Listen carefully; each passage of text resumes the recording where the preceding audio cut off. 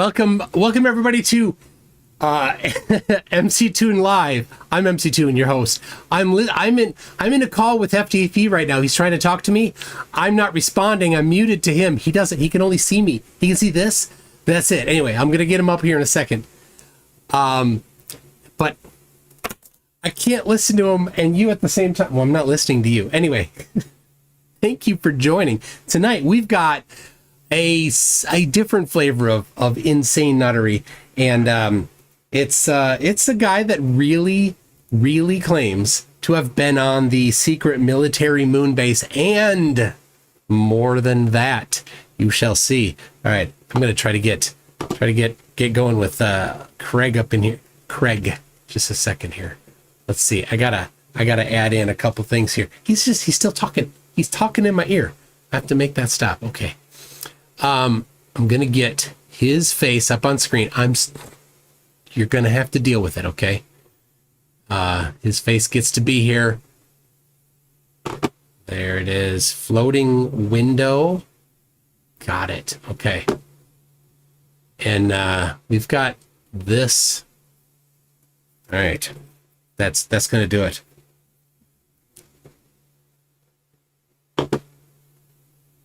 You have to say my name. Hey, Greg. I mean, Craig.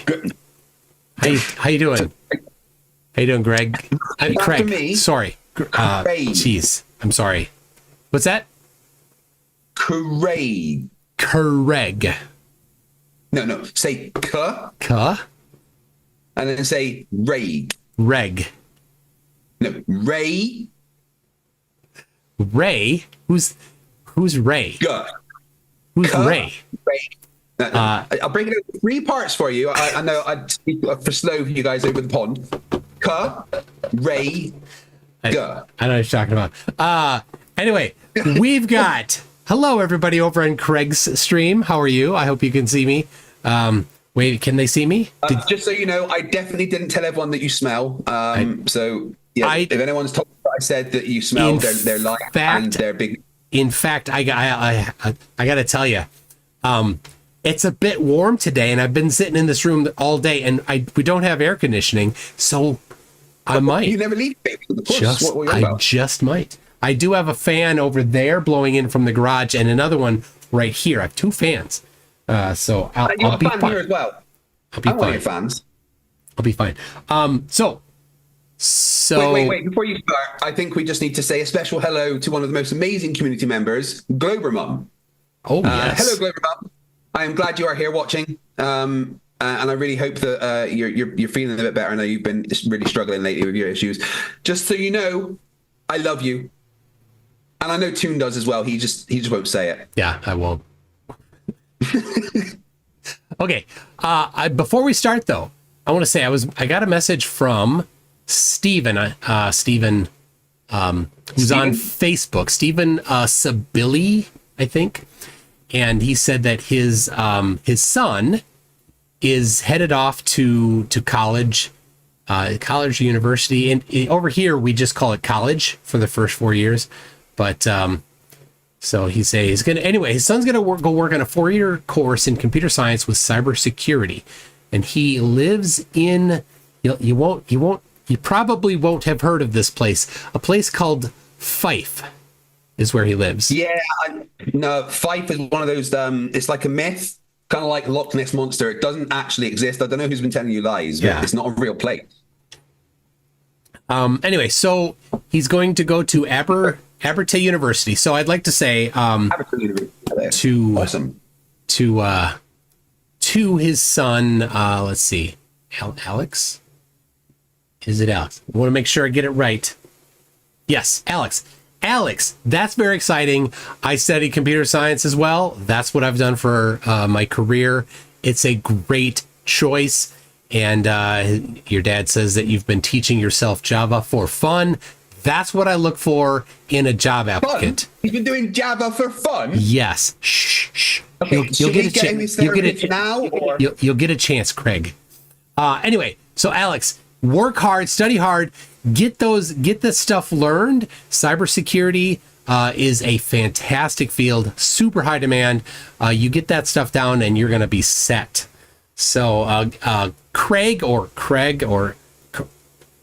anyway, anything you'd like to say to Alex from your neck of the woods there? Welcome to this wonderful, wonderful part of the world.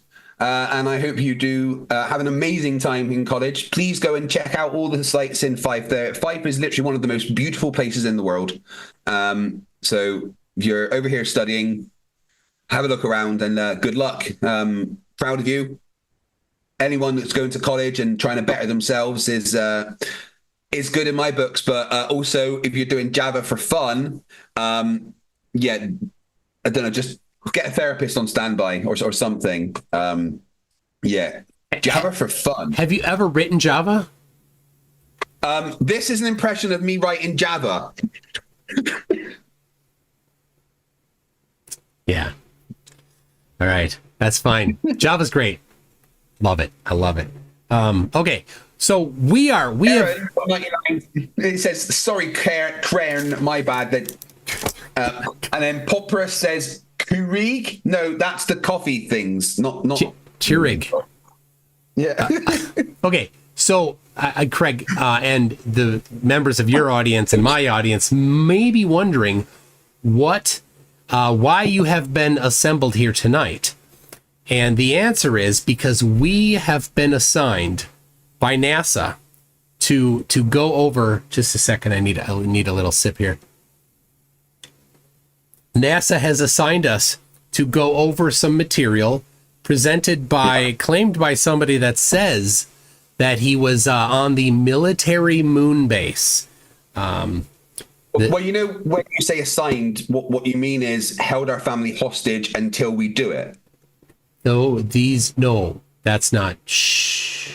Anyway, so are you ready to, are you showing on what I have? It's a black screen right now. I want my family to be free. I've been ready for ages, ever since they took my family and said you'd or else. Here we go. We're going to get the introduction. So I need to introduce you first to Michael Salla. Michael Salla is a doctor. I don't know if he really is a doctor. He's a doctor? He has a degree, he says, in government. PhD in government from a university in Australia. Did you just say he has a degree in government? Some sort. Yeah, I don't know. Don't care. Doesn't matter.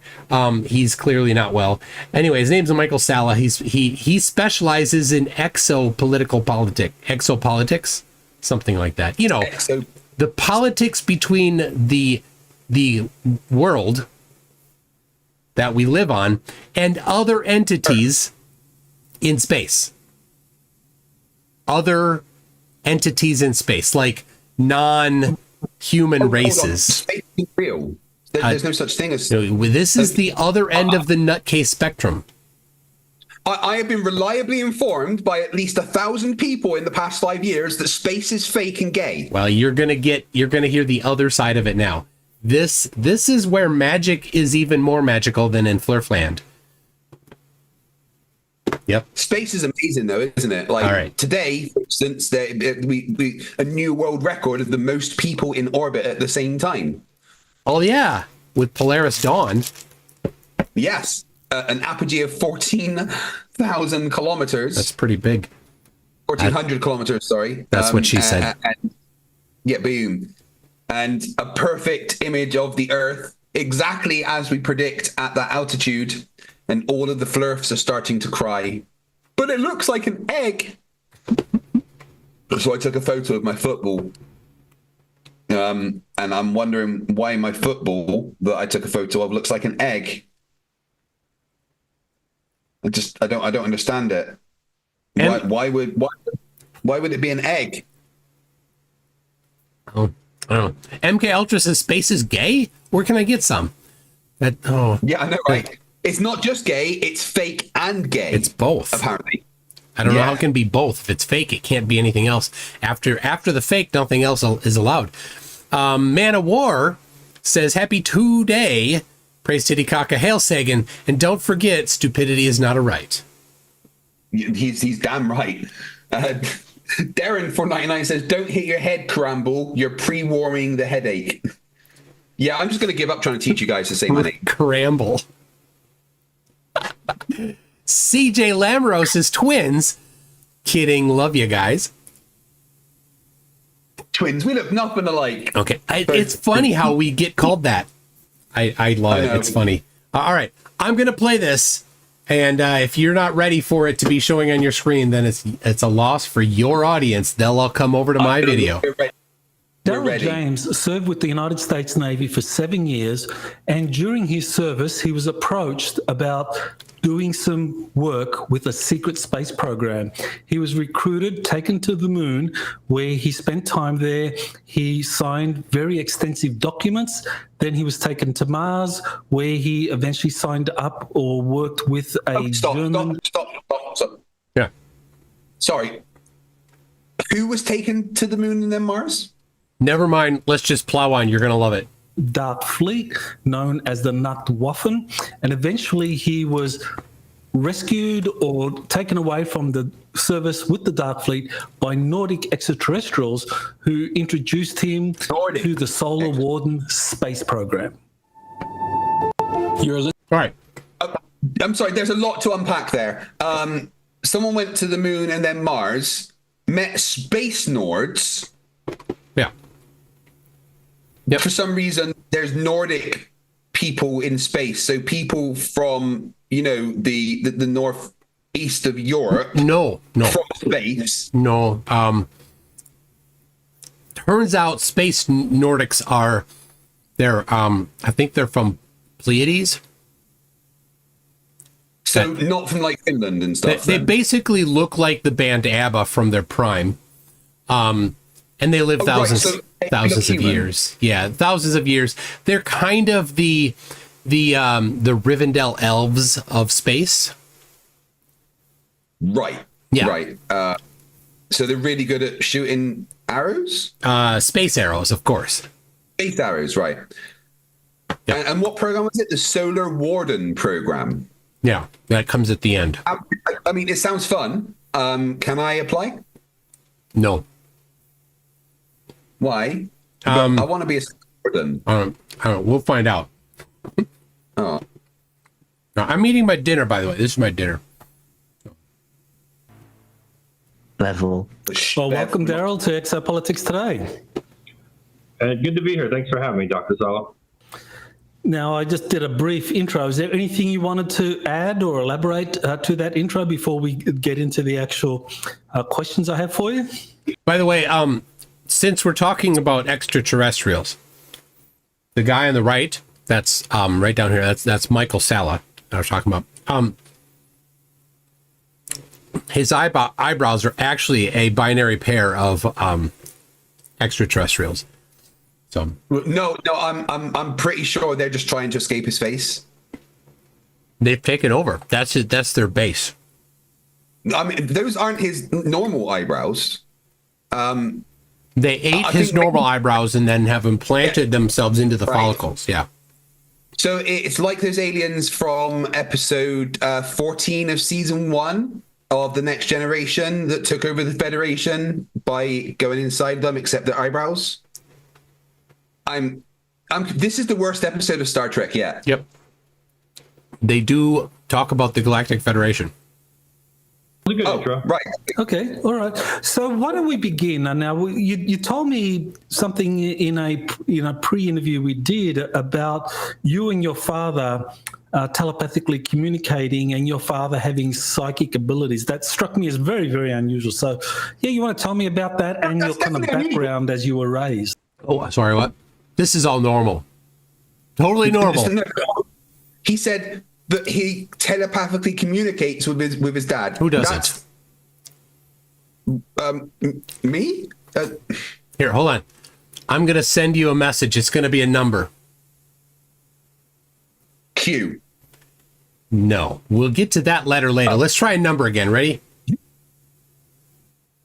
42. That was it. How'd you know? Yep. Well, it's the answer, isn't it? It is always the answer. Oh, John Blues also got it right. The Canadian Space Advocate said the wrong number. I don't know why. All right. Seriously, this guy's nuts. You can't. Every time he says something crazy, you can't interrupt. You have to just let them build up a little bit. Look, that's the face of a sane person. I don't know what you're talking about. Yeah. Yeah, I was probably around 3 or 4 years old, and I remember watching Sesame Street on the couch with my dad, and he said to me telepathically, it wasn't what we called it, but it was just something we could do. He said, "Do you think you'll be able to do this when you get older?" He said, "Your sister used to be able to do it, but as she grew older, she forgot." And I said, "Yeah, Dad, I'll remember." And I remember he got up and he went to go to the kitchen, and he turned around and he looked at me and he said, "If you can remember how to do this, you'll be able to see your future and the future of others." Wow. And then I've met other families as well. Now remember, he can see his future. He can see. He's talking like this is just a normal thing. From 3 years old, he knows he can see his future. Because he can telepathically communicate with his dad. Yep, something like that. Family from church called the Hinkleys, they could all do it. And I knew a girl named Jen, who was a friend of my sister's. And it was my sister's friends are always the hottest, am I right? Sister's birthday. What, one in the chat for birthday on Halloween, and Jen invited me because she would talk to my dad and stuff like that. She knew we were telepaths, and she would talk to myself and my dad. And she invited me over for a Halloween party. And as soon as we walked into the house, she grabbed me by the hand and pulled me into her mother's room. And her mother was getting ready for a Halloween party. She was dressing up something that looked like Stevie Nicks and Elvira kind of mixed together. And we were all they were speaking telepathically together, and she said, he just walks into a room, no sound. Everybody's just like, right? This is just totally normal. I mean, don't you remember the Christmas sketch, your family, where you all just sat in a room and telepathically communicated with each other? Yeah. I mean, this guy, Michael's not on screen right now, Michael Sala, but when he's on screen, he's just like, yeah, that's normal. Just watch his face. Other than that, well, the aliens on his eyebrows. Father can do it. And she said yes. And she said, and the mother? And she said, not as much. And she said, what about the sister? And she said, no. And the woman kind of took me by the chin. I was only about 10 or 11 and lifted my head up. And I locked eyes with her. When that happened, it was like the whole room kind of changed colors, like orange and red and like flecks of blue and things like that. And I remember some of the girls out, in the TV room outside of the bedroom were like yelling and screaming. And she kind of shook my head and said, you're a powerful little boy. You know that, don't you? And I said, yes. She said, good, now go play. And that did something to me. I later on found out it put me in the partial fifth density. She did something on accident. She didn't mean to do it. Put him into the partial fifth density. Put him into the partial fifth density? Yeah, so let me introduce to you a concept of the densities. We live in the third density, of course, duh. And there are people that can travel betwixt the third and fourth densities. And now he's somehow able to see something in the fifth density, whatever that means. What does the third or fourth or fifth density mean? Magic. It's all just magic. Right? But, I mean, he has a memory of someone telling him he's a powerful boy. Yes. And that, put him in the fifth density. Maybe he just, misunderstood what they were saying. And they were trying to... I have a different answer. Or something. Yeah. It's a different answer. We'll get to that. Now, okay, so now watch Michael Sala's face as this guy says insane things. In terms of any kind of psychic abilities other than telepathy, was there anything else that was kind of unusual in your upbringing? Not in my upbringing, but I remember Jen's mom, she liked me, and she basically kind of wanted... Ooh, Jen's mom. I don't know. Jen's mom, Stacy's mom. Got it going on. Me to marry her daughter. Whatever was in my bloodline or whatever, she wanted it in hers. And I found out she was a Kabbalist. The father was like high-ranking mafia. She's a Kabbalist. The father is high-ranking mafia. Okay, we're up there. And she wanted his blood in their bloodline. Yeah, this is great. This is great. Yeah. He is the pinnacle of man. You want that in your bloodline? Yeah. It gets good. It gets gooder. I watched the whole thing. All of it. The reason why I watched the whole thing is because there were some spots that I had to chop out. So this is an edited version of it, by the way. This is edited crazy. I edited this whole thing. So just to be clear, This wasn't AI generated. This is real people This talking, is right? real people saying real things on real YouTube channels, putting it out there as if they're talking true. Yes. Just to check, right, in my chat and in Toon's chat, do any of you remember psychic conversations with your family? 1 in the chat for yes, 2 in the chat for what are you smoking, Crag? Correct. I'm just not going to even say my name correctly anymore. There's no point. What if you do? Let's see. PJ for $2 says Nordic extraterrestrials are not on my bingo card. And then 3Ron says, do they have disequilibrium in their densities? Janos Tacos for 512 Huff says Space Nords equals Borgs. It sounds Swedish. Oh, yeah, it does sound Swedish. Who's Still Halleck for $2 says, isn't this the plot to the next Bethesda game? Well, it better be fucking better than the disappointment that was Starfield. All I know is Clash Royale. Clash, that's not an actual game. I know. That's why that's the only one I play. I'm a Helldiver lately. It's hard fighting the Tyranid hordes and the automatons. Tim Tully's been a member for 37 months and says, stay away from the Maid of Fife. No, they should definitely go there. CJ Lamerex has been a member for half a year. Figure I'd pop over and say hi. Back to the Toons channel. Oi! Get back over here. All right, just so you guys know, whoever gets more super chats, Toon or me, will get naked. Nope. Agreed before the stream, that's what would happen. Whoever got the most super chats would these are have to get things naked. that won't happen. Well, only because you're not going to get them in super chats, obviously. Fine. When I take a shower next, I will do that. What, 2030 is your next one? Look, it's the 11th. I've got 20 days to go. So, all right. Hold on. I do. Ashton Craig. He says, you don't game? Nerd cred removed. Hold on a second. The only game that I allow myself to play regularly is Clash Royale on my phone. I only do that because I got into other games. I got too far into it. For your benefit, for your viewing pleasure, I have taken that one thing that I do a lot of and put it into debunking nonsense. So that's where it's at. It's much better spent doing that than World of Warcraft, I'll tell you. But don't worry, I got Space Marine 2 as well. We're working on that. Okay, I do like to play games. A couple weeks ago, I went to St. Paul. There's an arcade there. You pay a cover charge and you play all the video games you want for free. That was awesome. Super awesome. That sounds good. And then, then afterwards we went to a little bit of a seedy bar, and I had some iced tea. I had 2 iced teas. Whew, that was a lot. Oh, all right. Anyway, let's hear a little more of this. I was able to look down timelines, as they call it, like kind of see what my future would have been if I did wind up, marrying Jen. And I looked down that because I liked her, and it just went from imagining. That's called liking a girl and thinking about your. Oh, just a second.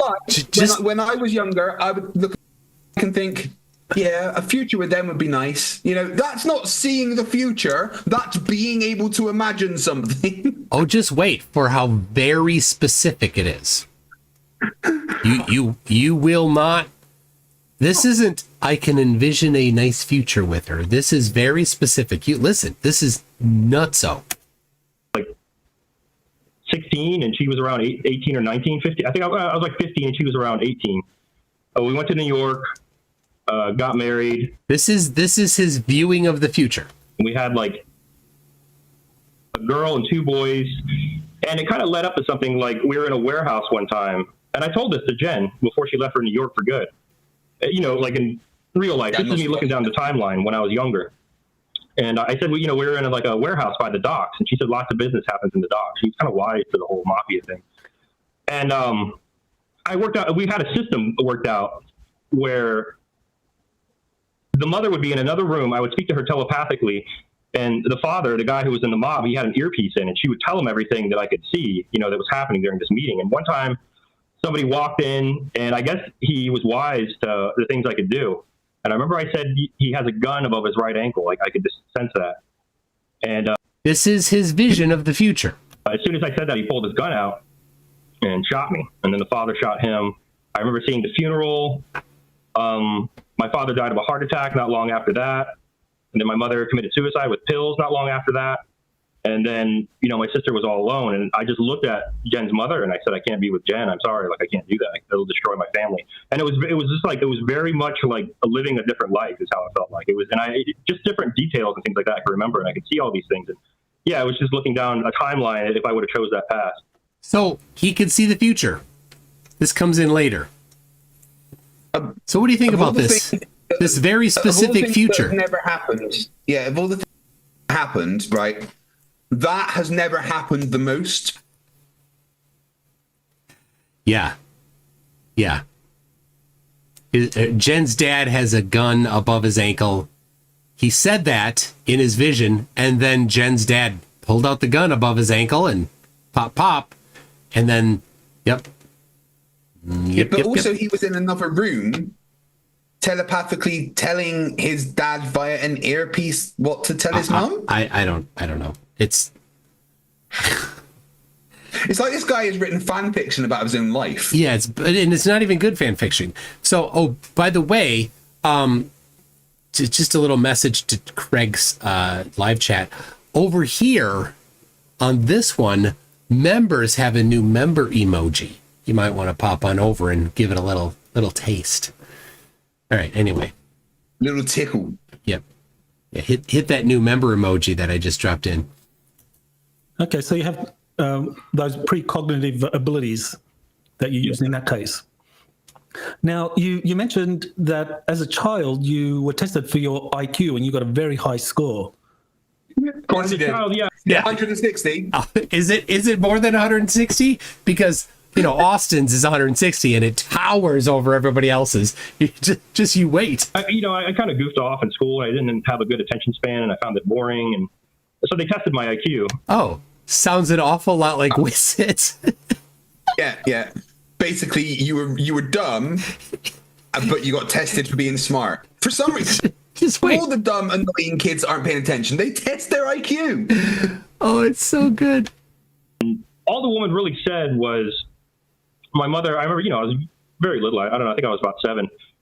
And my mother said, how smart is he? And she said, he's very smart. He's a college graduate. And she just basically said, yes, he's very smart. And later on, in my future, this goes on later on in the story, I found out the exact number of my IQ. That's foreshadowing. Yeah, well, that's very, very relevant. We will get to that shortly. So in 1999, you joined the U.S. Navy. So you want to tell us, what was it that attracted you to serving? Well, what attracted me was, my father just passed away of a heart attack. I really didn't have it. So hold on, get this. He had a vision of his future where he got shot, and in that future, after he got shot, his dad had died of a heart attack. And in the real world, his dad died of a heart attack. Now, as an ex-Royal Navy sailor, I know that when you apply for the military and you go, there's psychological analysis and stuff. Is that not a thing for America? Apparently not. No, apparently not. Any fucking crazy in. Yep. All right. It's anything. Yep. In my life at the time. I had an uncle that was one of the original frogmen of World War II and another uncle that was one of the original Seabees of World War II. So I decided to go into the Seabees. So, all right. His age, I don't know. How old is he? If it was the original frogman. So if it was in the 90s that he went into the military, right? 1999, yeah. So he was approximately 18 years old in 1999. He's just a little bit older than me. He joined the military like 3-4 years before I did, apparently. Yeah. So now, a guy who was 18 years old in 1999, his uncle was in World War II. His dad's brother or mom's brother was in World War II. So basically, he's the same age as me. Yes. Okay. And his uncle was in World War II. Yes. Could any of your uncles be of the correct age to be in World War II? My granddad was in World War II. Oh, so great uncle. And to be clear, when my granddad was in World War II, he was 17. Yeah. Yeah.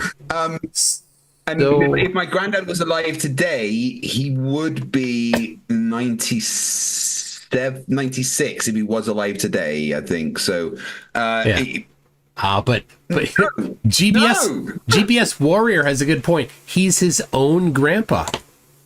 Could be. Oh, well, yeah. Could be foreshadowing. Foreshadowing. All right. I mean, those are the main factors at the time. Smash that like button. Yeah. Okay. When I joined the Navy. Okay. And for those that don't know, you want to explain what the CBs are? Construction battalions. So yeah, I was a builder in the construction battalions. Okay, so the Navy has these CBs that, I guess, build bridges and build port facilities for ships that arrive in different places?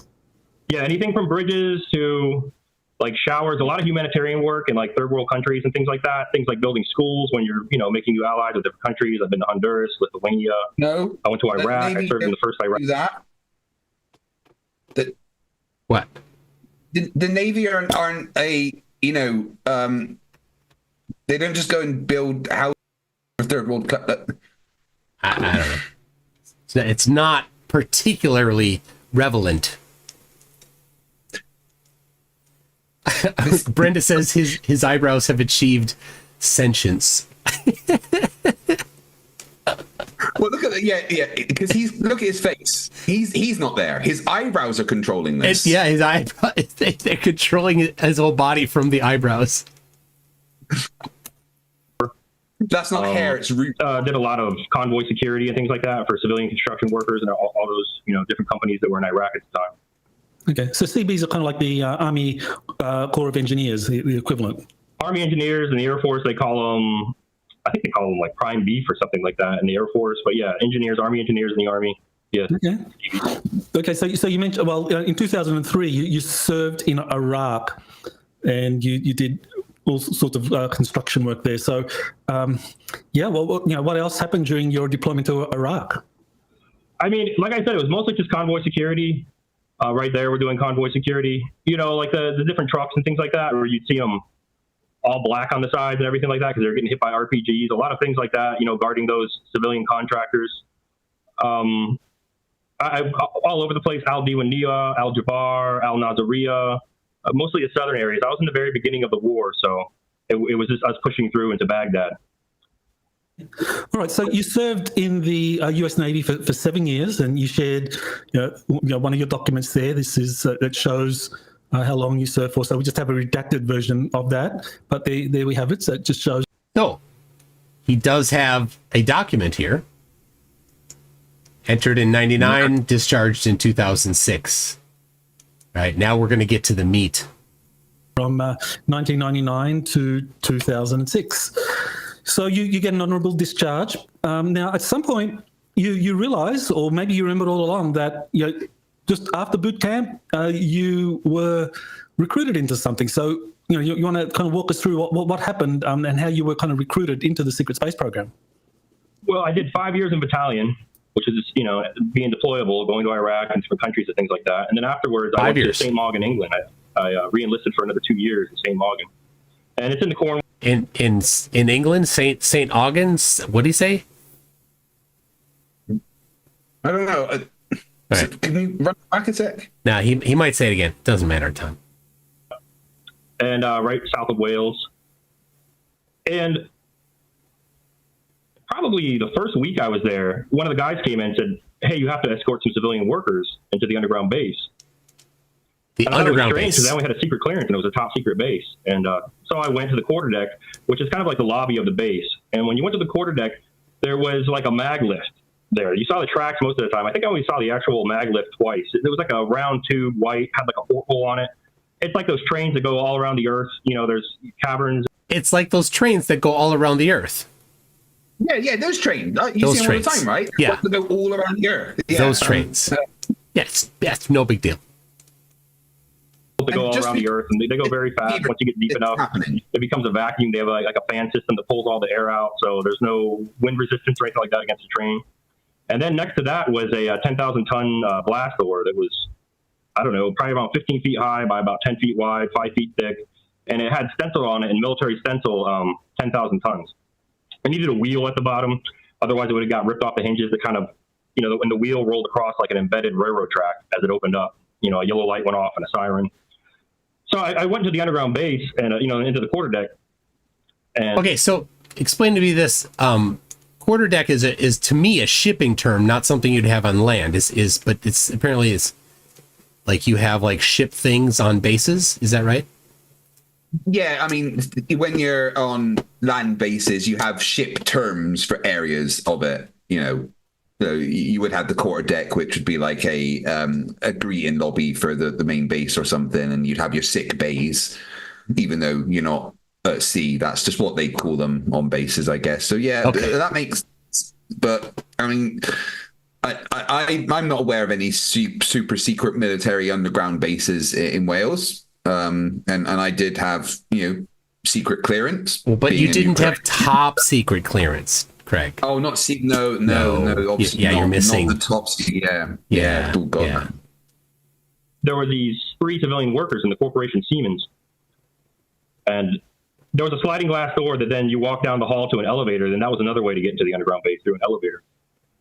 So when they walked through the sliding glass door, there was something that looked like a metal detector. And first guy from Siemens said, "I'm not walking through that bloody thing." So I thought, well, I don't want This gets good. to walk through it either. And I tried to walk around, and there was a guard behind a table, a stainless steel table, and he said, "No, you walk through." So I looked at it, and I just thought it was a metal detector, so I walked through. I had to get... Why walk through? Why wouldn't the other person walk through? Go through? No answer provided. Oh, I'm not going through that. Why? Yeah. No, yeah. Let me, before we move on here, this is Alex's dad here. Says, who's a Kupar Arab for £5, says, "Thanks for the kind shout out to Alex, guys. When I said he'll be studying computer science, I do, of course, mean he'll be in training to be a NASA shill." Well, yeah, we know that, but we're not allowed to say what it really is. Yes. Like, we just said what it was, wouldn't we? Yep. There you go. Yeah. We're not going to get our bonus this year, are we? I don't know. I'm hoping. Just Karen is the one still in charge of it, though, so... Wait, you got the mug. You know that they give the mug to people as like, you're not getting a bonus this year. Here, have a mug. Yeah, I got it last year. Yeah. Oh, right. Yeah, shit. Yeah. Yeah, probably get another mug this year. They gave me your bonus last year for some reason. I'm not sure why. Oh, just a jar. It's a mason jar. Was it free? Yes, this was actually a pickle jar. So it's a free mason jar. Nice. Yes, I drink out of a Freemason jar. You are right. All right, let me read one more. Lord Illuminous Pooh says, "I want to start the National Dyslexic Association to promote dyslexia-related issues. Please join the DNA." Yeah, that's exactly what DNA stands for. All right.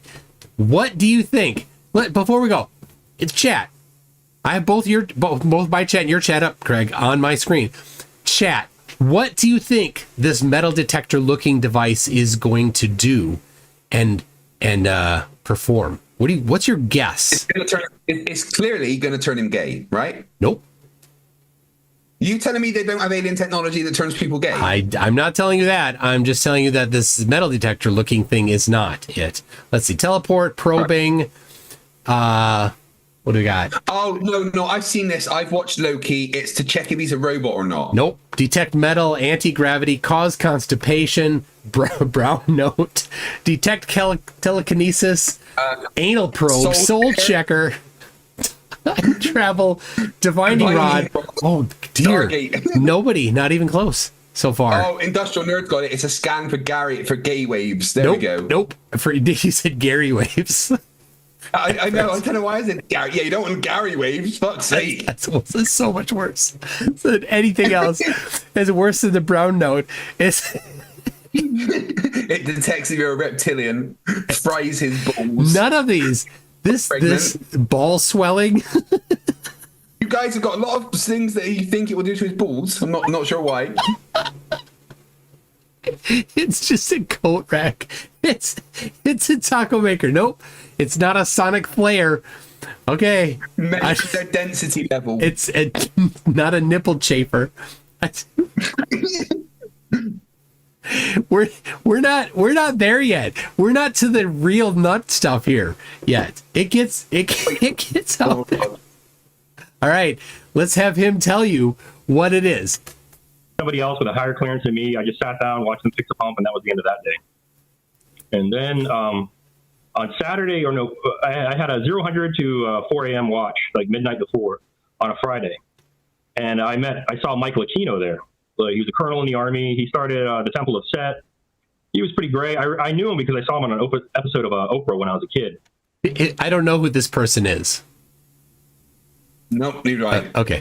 And he has like the curled up eyebrows, like horns and everything like that. And he was. Oh, dude, that was a low key dig on Michael Sala there with the eyebrow reference. I know, right? Good job. Good job, Daryl. Oh, Charlie's figured it out. What? It does. The metal detector thing, it displaces them etherically. It does not. It does not. Speaking of that, people can enjoy the etherically displaced adjacent emoji over in my live chat, but not in yours. Just saying. I was on the quarterback table, standing up, looking at papers. I think it was my file or whatever that machine I walked through. I think he was looking at that. I think he wanted to see me in person. And, I talked to him for a while, sat down, asked me where I was from, things like that. He kind of creeped me out, so I just left and did another round around the base. I was like doing rover watch is what they call it. And that was the end of that Friday. And then the next Friday, I had another 0-100 to 4 a.m. watch, which isn't common, really. It's like only to get in trouble because, Friday, midnight to 4, nobody wants to do that. So I had another one. And there was the petty officer of the watch. He was a bit overweight, blonde guy, blonde mustache, and he was sitting behind the computer. And he pointed at the computer screen. He said, "What do you think about that?" And it would just look like a picture, like a black and white picture of like your stereotypical kind of gray. And so your stereotypical kind of gray. Yeah. In the realm that these people live in, a gray is an alien. Yeah. Okay. Just your normal goggly-eyed gray alien. Yeah. Let's see. Was the Asgard in Stargate? I don't know. But Wesley Grand Leonard says, can you ask him to button his top button? I don't know if it's you or Daryl. Maybe you. Maybe you, Craig. No, I can't. Sorry. Your neck muscles just tear it apart. I got it. Yeah, I can't. I put it together. My chest, like pec muscles, just rip it open. Just don't flex. That's not just the fabric can't handle it. All right. He said, "What do you think about that?" And I said, "Did you get it off the internet?" And he said, "No, look." And when he said, "Look," next to that sliding glass window, there was this very big window. That sliding glass door, there was a big window stopped about 6 inches from the ceiling, six inches from the floor, and it was like an office room behind it. And when he pointed, I looked at it, and it was just right there. And then he said, "Do you mind if it comes in here?" And I said, "Does it mind if I look at it?" And I heard in my head, "No, I don't mind." But he said, "No, I don't mind as well." And it was actually kind of light brown, had like a hue of pink about it, big black eyes, small nose, like really no nose hardly, no ears. It had a fold of skin going from its tear ducts down to its cheekbones. And it walked out, and it had very long fingers. I remember right away. It kind of had to walk like with its hands in C shapes, or it would have drug its fingers on the ground. Long palms, long fingers, and it walked in almost very robotic. And it had something that looked like a silver pistol in its hand, like polished metal. And I just got back to my rack, and I started saying "gun," and it was coming right at me, coming right towards me. And I stood up, and I pointed, and I said "gun." And they all said it's not a gun, and they kind of put his hand out to show me what it was. And I noticed it was the same guy that was behind the stainless steel table when I first walked in the underground base. And he was behind it, and he had his rifle on his shoulder, and then he had it at the ready, which means he had it like in his hands. It wasn't pointed at me, but he had it in his hands. And so I sat back down, and I sat back down, and it was still walking towards me, and there was a small little Dell computer on the ground, and it was actually a drill. It wasn't a pistol. And I took apart this small little Dell computer very quickly, like a machine. It didn't have to guide the bit in or anything like that. It just hit the screws every time, and it was catching with the other hand. So I missed this part the first time. Who's taking apart the Dell computer? The alien, I think. The alien. Okay. But it sounded like he said he was doing it. So he thinks he thought the alien had a gun, but it was a drill. Yeah. But the alien is now taking apart this Dell It's computer. a Dell computer. Yes. This is all just important. this is all just a fancy masking for an advertisement for Dell. That's all it is.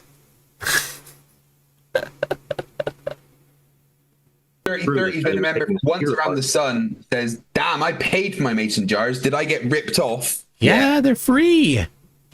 Free mason jars. Slid the top off, popped out 2 gigs of RAM, put it on top of the table. It was short. I had to reach up, grab 2 more, put them in, slid it back down, and it kind of had to flick its hand forward. And every time it was able to set a screw in between its fingers when it flicked it forward, and it was able to put it together almost as quickly. And then it just stood there in front of me, and it looked this way. You know, I kind of turned around to look at it, and it moved its head for me, and I was able to see both sides of it. It moved its hands back and forth for me. And after a while, I just got kind of bored with it. It was just standing there, and I was looking at it, and it just turned around and walked back into the underground base. Wait, sorry, hold on. Yeah. There's an alien taking apart a computer super fast in front of you, and you just got a bit bored with it. Yeah. It's an alien, just, you know, because aliens do tech support, apparently. This seems like they have captured an alien and are forcing it to fix their computers, right? Yes. They're like, hello, Mr. Alien. I'm having trouble working on my computer. What should I do? Have you tried turning it off and back on again? Hey, that's a good idea. I'll give it a shot. But they can only work on Dell computers. That's very important. It's got to be a Dell, or the aliens no clue what's going on. Look, they've got standards. Right? Turns out Michael Dell is a reptilian. So you know. I said, do you think you could work around something like that? And I said, I don't know, why not? I think it was a test to see, like, gauge what I would do if I would run away or attack it or what. And he started saying things like, you know, you're smart. And I said, really? He goes, yeah. I said, how smart? I said, you know, here we go. 140, 150 IQ. He said, more like 190, 195. And then he started telling me things like, you smoke, because I smoked at the time. And he says, but you don't have any clots. That's because you 195. Just a casual 190, 195 IQ. You know? I got a 195 IQ. Yeah. Just the smartest lived, you know. Yeah. 195. Because I drank at the time. And I said, how do you know all this? And he said, you see that scanner you walk through? And he's talking about that metal detector, but I thought it was a metal detector. They called it a scanner. And he says that, you know, it scans everything. It finds out your IQ, if you have any clots, it gives you like a complete physical every time you walk through. And these guys who worked in the underground base had to walk through it, you know, every day. And he asked me why I was a CB. And I said, well, I had a marijuana paraphernalia charge when I was 19. So all I could do was construction or be a cook. And he said, oh, don't worry, that's not going to affect you here. And he asked me if I had any hobbies. He said, with your scores, you'll be an officer. He said, you have plenty of time if you have a hobby. I said, I used to play classical guitar. And he said, oh, they'll really like that. And I said, who's they? And he said, well, there's Germans up there. There are Germans up there. Where? And he goes, in the moon and beyond. He really didn't call it space. He just said up there. And I mean, he was. There's Germans up there. Up where? There's Germans on the moon and beyond. And beyond. Why German? Germans.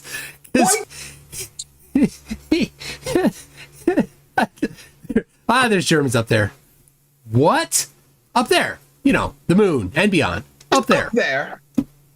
This is not a guy claiming to just be telling stories. He's giving this as his "this really happened to me" story. Seriously. Popper Russian has been a member for 1 month, says, let me guess, it just hissed, release me. Otto says he's got a ton more laundry to fold, so stretch it out. Don't worry, this crazy doesn't seem to be stopping. Oh, it doesn't. All right, I got a couple here. We got Lord Illuminous Pooh says that guy got there through the vacuum tubes. How old is he? No bionic interferometric gyroscopic molecular arrangement device or Big Mad, our teleporter. Lord Illuminous Pooh said the aliens are the intergalactic geek squad. Correct me if I'm wrong, says NANA for $6.66. Correct me if I'm wrong. People that constantly pause, look up and away during a conversation are lying. Heard this from an expert. I don't know. Possibly.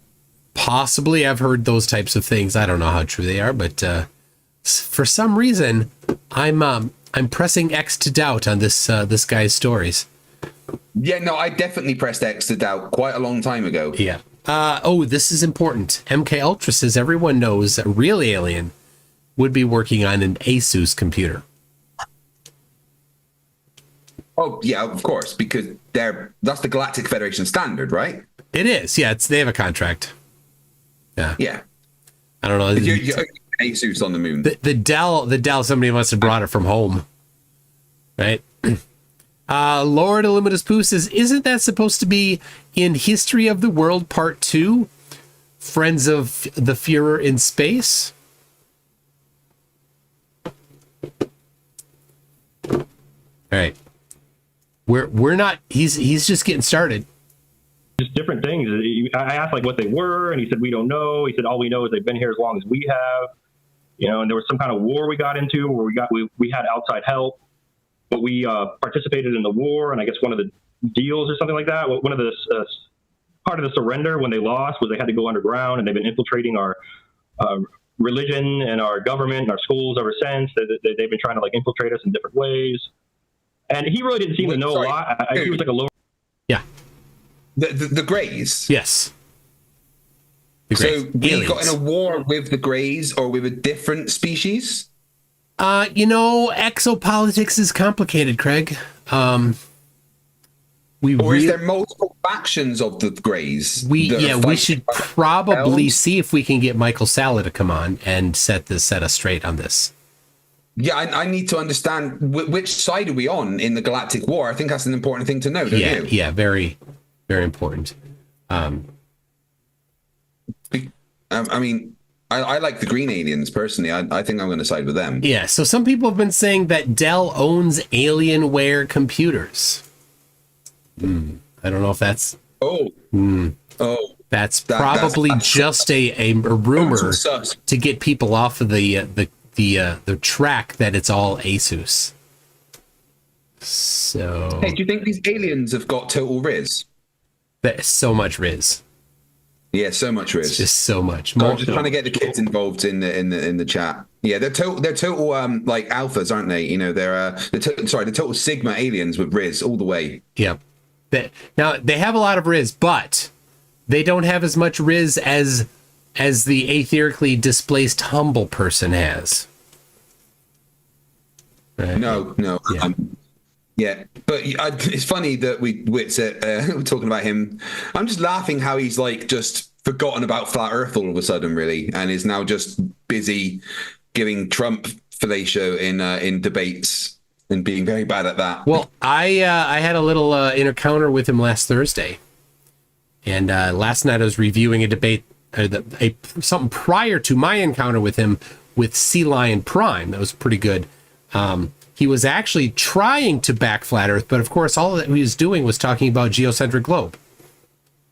Yeah, because that's all they can do. Because geocentric globe totally proves flat Earth, according to him. I know. I love it when they argue for a globe position. It's amazing. Yeah. Anyway, so... all right. I think of the program. He said he went to the moon very often. He pretty much stayed on Earth, though. I mean, that was like his 20-year and back. And he said, his 20-year and back. Is 20-year and back a military term? Because he says it a lot. But 20-year and back. No, maybe an American... I don't know. Is it an American military term? I'm asking the American military people in the chat. Lucy. Hey Lucy, I'm live now and I'm streaming alongside MC Toon, who is also extremely awesome. And we're listening to some guy prattle about aliens, and he keeps saying a term 20-year and back. Is that like a military term? I've never heard it.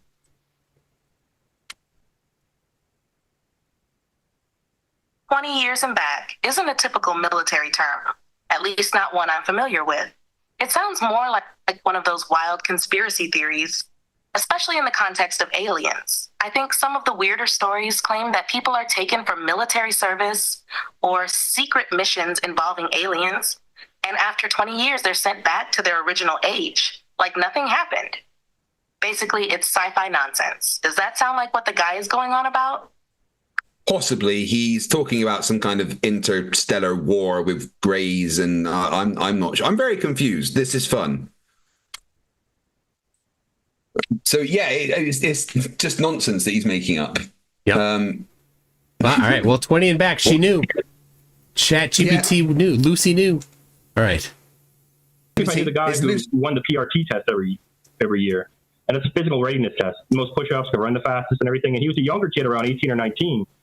And I said, yes, I know him. And he said, well, that's me. He said, I joined the program. And this guy was like 35. And he said, don't tell him. He said, that's why I have the mustache. It's like a disguise. And so... Wait, that's why I have the mustache? Because what? Because he was with the aliens? What? I don't know. You need a mustache to go to space, apparently?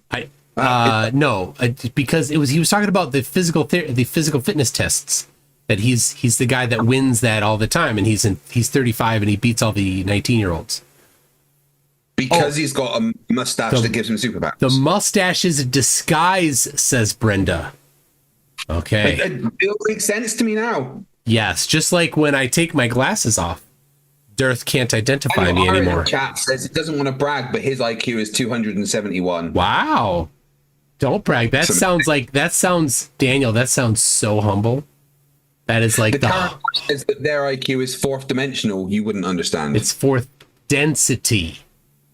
Yeah. Not dimensions. So what's the difference between dimensions and densities? I don't know. Is that like the difference between Marvel timelines and universes? I don't know. It's just something made up. Monday, the executive officer came directly to the garage, which really doesn't happen. They usually will, come to you and they'll talk to you. I mean, you usually go to their office and they'll talk to you. But he came directly to the garage and asked for me. And I came out. First, we walked outside and we were just walking in small talk. How do you like England? Things like that. And he said, how does it feel? And I said, what? He's like, How does it feel? All right, but let's just get a little context here. This entire story is 100% made up and invented. Okay? Oh, yeah. None of this happened. No. So now what he's about to say, put that in this context, that he invented this whole story. Right? And now what he's about to say, put that in the context of he invented it. He asked me what I thought about, the drone that I saw. That's what they call them, drones, and pretty interesting. And he said, how does it feel to have 195 IQ? And in his invented story, he had another character ask him, what's it feel like to have 195 IQ? Because he's so smart. He didn't know that he had that when he went through the machine. Yeah, well, yeah, now he knows. And now this other guy's like, well, what's it like to have 195 IQ? And he's like, in my made up story, this character just asked me what it's like to have 195 IQ. Come on. The guy saying he's got 195 IQ, but he can't figure out, look behind him, that rugs go on the floor, not on the wall and the sofa. It's not hard. You don't put those on the wall and the sofa. They go on the floor, my friend. I don't know. It's pretty nice that he lives in his grandma's house. She lets him live there in her front room. I don't think people that live there know he's in that house. Maybe not. One of the guys earlier told me that says hi. Whenever I saw the computer screen, when the first class petty officer Watt showed it to me, it was like color-coded lines that kind of went up and down a little bit. And so there was one right above me, and I was right below it, and there was a gap in the rest of the guys. So he said, petty officer Watt told me that I was the second smartest person on base. One of the guys came up to me and said, who the smartest is? They asked me what I thought about, the long spindly finger, big black eyes, kind of creepy looking, asked me what I thought about that. And I remembered as it was happening, I was pinching myself on the thigh when I was witnessing this thing. And the petty officer of the watch said, do you think you're dreaming? And I said, no, I want to have a mark on my body in case you erase my memory, so I'll remember this. And he said, no, you'll remember this for now. And I woke up in the morning, I remember I had a blood blister on my thigh. I gave myself a mark. And then all right, so he gave himself a blood blister on his thigh so that when he woke up, he would have a mark on his body to know he wasn't dreaming. To know that he hasn't had his memory removed. Yeah, in this absolutely 100% invented story, he did this. Think about that. In this invented story, he invented a mechanism for him to identify that he wasn't having a hallucination in his invented story, that it was a real part of his invented story. Yeah, to make sure he hadn't had his memory removed and he knew what was Yep. It wasn't a dream. Yeah. This other person who worked in the underground base immediately, and what did you think? He said, he said, you know who the smartest person on base is? And I said, no. He said, the GXO. He said, the executive officer is the smartest person. He has an over 200 IQ. And so I was, walking on the sidewalk on the base with him, and he said, how does it feel to have a 195 IQ? And I said, well, you would know, sir. I said, you're only person on the base smarter than me. And he said, oh, so you know, huh? And I said, yes. And he said, well, who told you? And I didn't want to say at first, but he just kept on saying, who told you? And I eventually told him, and I said, but everybody knows, everybody was coming up to me asking me, why are you a CB? Things like that. And then he asked me why I was a CB, and I told him I had a marijuana paraphernalia charge when I was 19, and that's all I could do was instructing to be a cook. And he said, well, that won't affect you here. And he told me about, he said if I ever heard of Gary McGinnon. And this was like a current event at the time, and it was in Scotland. All right. Gary McGinnon in Scotland in 2005, 2004? Anything? 1 sec. Hey, Lucy, is there anyone called Gary McGinnon that is known from Scotland around 2003, 2004? She's searching. I couldn't find any record of a Gary McGinnon from Scotland in the 2003-2004 timeframe. However, I did come across Gary McGuinness, a Scottish footballer from Dundee who played throughout the 80s and 90s, mainly for clubs like Dundee United and St. Johnstone. Yeah, that's not what we're talking about. So, no, there's no record of this Gary McGinnon. Gary McKinnon? Says rise above, maybe? Try searching for Gary McKinnon. Mark W. says, Witsit now says his IQ is above 200. His ego won't allow anyone to beat him. Yeah, I know. It sounds like you're referring to Gary McKinnon, a Scottish hacker who became notorious in the early 2000s for hacking into U.S. military computers. Ooh, there it is. The function was to find evidence of UFOs, suppressed free energy technologies, and other extraterrestrial-related activities. He claimed to have found evidence of alien space. So he's a fellow nutter. He claimed to have found evidence of alien spacecraft in NASA's files, which sparked a lot of controversy. The US tried to extradite him for years, but due to his mental health, the UK government blocked the extradition. Because he's nuts. They're like, sorry, he's insane.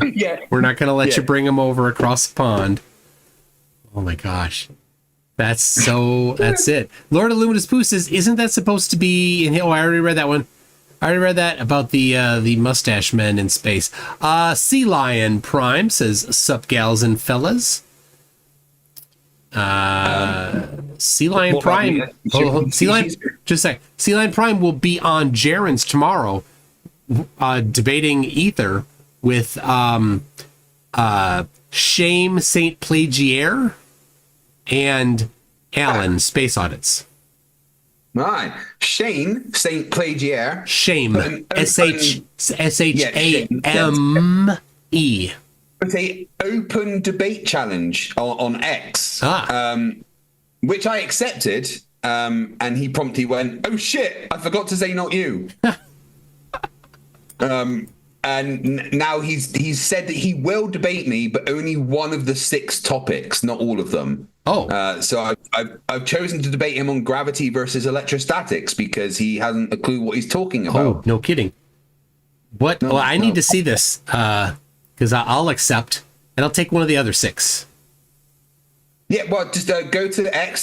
He hasn't closed the challenge yet, so just look at his recent tweets or X's, whatever they're called, and just say, I also accept. FTFE's taken that. Someone else has taken up, one of the things was curve is optical, not physical. Someone's taken that one. All right. Let me have a quick look. I want to see what the other ones are, see which one you want. All right. Well, while you do that, I'll read. Lord of Luminous Pooh says, multiverse? More like One Pooh, the horror. Nope, I'm doing a Highlander. I gotta go. Deadpool 2028 says all this just to explain a love bite to his wife. I don't know if wife is something that this guy has.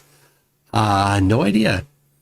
Ooh, NANA for $6.66 says, can you verify that FTFE is not AI? No. Craig, are you AI? Yes. That's confirmed. He is AI. There it is. All right. You were looking up. Did you find it? I think you might have blocked me. Really? Oh, no, there he is. There he is. Okay. Maybe muted, because I certainly can't find him as easy as I could before. You could be lucky, and he... Has he possibly removed his open debate challenge because, he forgot to say not people that can actually debate me? Oh, yeah. Well, no, here we go. Open debate challenge. And this is fantastic. Right? I want to quickly just share my screen because you do need to see this, okay. If that's okay. Yeah, hold on.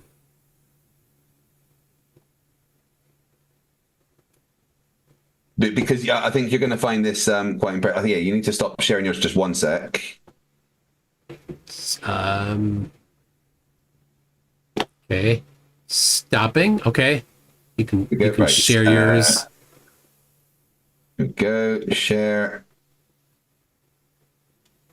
Right. Are we seeing this? Let me just make sure my guys can see it as well. Yeah, I'll put it up here. Right. So yeah, this is Shane's open debate challenge. Hold on. Right? Hold on. Just a second. I'm going to make it so everybody can see. Make it nice and big. All right. There you go. Shane's open debate challenge. He's committed to following the scientific method rigorously. Lol. His approach emphasizes the importance of kinematic and dynamic equivalence. So not the scientific method then. Anyway, so then we go down to the things he aims to demonstrate. I aim to demonstrate that 1, map projections do not prove Earth's shape. Also 1, map projections are mathematical representations that can depict various shapes, but they do not inherently demonstrate the physical shape of Earth. Also 1, eclipse phenomena are consistent with geocentrism. So for some reason, there's 3 ones. Not entirely sure why, but there's 3 ones. So when he says consistent with geocentrism, he means geocentric globe. I guess so. Yes. That's number 1, but also number 3. I'm not sure. So number 2, but also number 4 is perceived curvature is actually just optical. So it's to do with the fact that your eyes are spherical or something. Yeah. Okay. Surveying methods assume a flat plane with corrections, and no one can prove Earth's orbital motion with any terrestrial experiment. And he seems to have removed. Well, that's correct. That's what Einstein mentioned. A terrestrial experiment. Yep, you cannot do that. That was his point. You have to look outside the Earth in order to measure your own movement. Just like if you're inside a car, you need to look outside the car to identify your speed. And the speedometer knows your speed because it's got the wheels touching the ground, something outside the car. So here is the topics that he wants. Cosmology and maps. Maps project coordinate systems, not a globe. I agree with that. Maps are not a globe. That's absolutely correct. Do you agree with that, Toon, that maps are not a globe? Correct. Yep, cool. So no worries, Shane, you're cool with that one. His next one is that eclipses are compatible with the geocentric model. So Earth's a globe. The geocentric globe, yes. Yep. Got it. Next one is Earth's curvature and optics. Curvature is optic-based, not physical. Basically, he says because your eyes are round and you have a certain field of view. He says we see in hyperbolic space. This comes from Gleam. Yeah. Gleam the not flurf. Yeah. So, I mean, that's not true because all you have to do is slightly change your field of view and his maths doesn't work anymore. Geodesic surveying, surveyors use planar measurements with ellipsoid corrections. That's, proving the Earth is a globe. Yeah, because if they don't use the corrections, then it doesn't work. He's admitted that the Earth is a globe. Yeah. Okay, good for him. So, and then gravity, electrostatics versus mass attracting mass. Wow. You took... Well, electrostatics and mass attract mass both exist. I don't know why they have to have a versus. But do you see anything flat Earth related there? No, all of this is Earth is a globe. Yeah.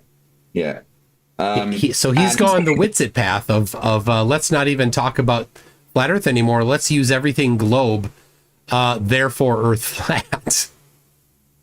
Yeah, but don't forget the 4/6 things he aims to demonstrate. Yes. Do you think this is because he can't count above 4? Maybe Yeah, he has to have 3 ones. He was eating with one hand and counting with the other, so he couldn't get to 6. Right. Yeah, he kept licking the Cheeto dust off his fingers and starting again. Yeah. So that's... I see. Yeah. So yeah, I'm happy. Basically, I've chosen gravity versus electrostatics. Someone else is doing Earth curvature versus optics.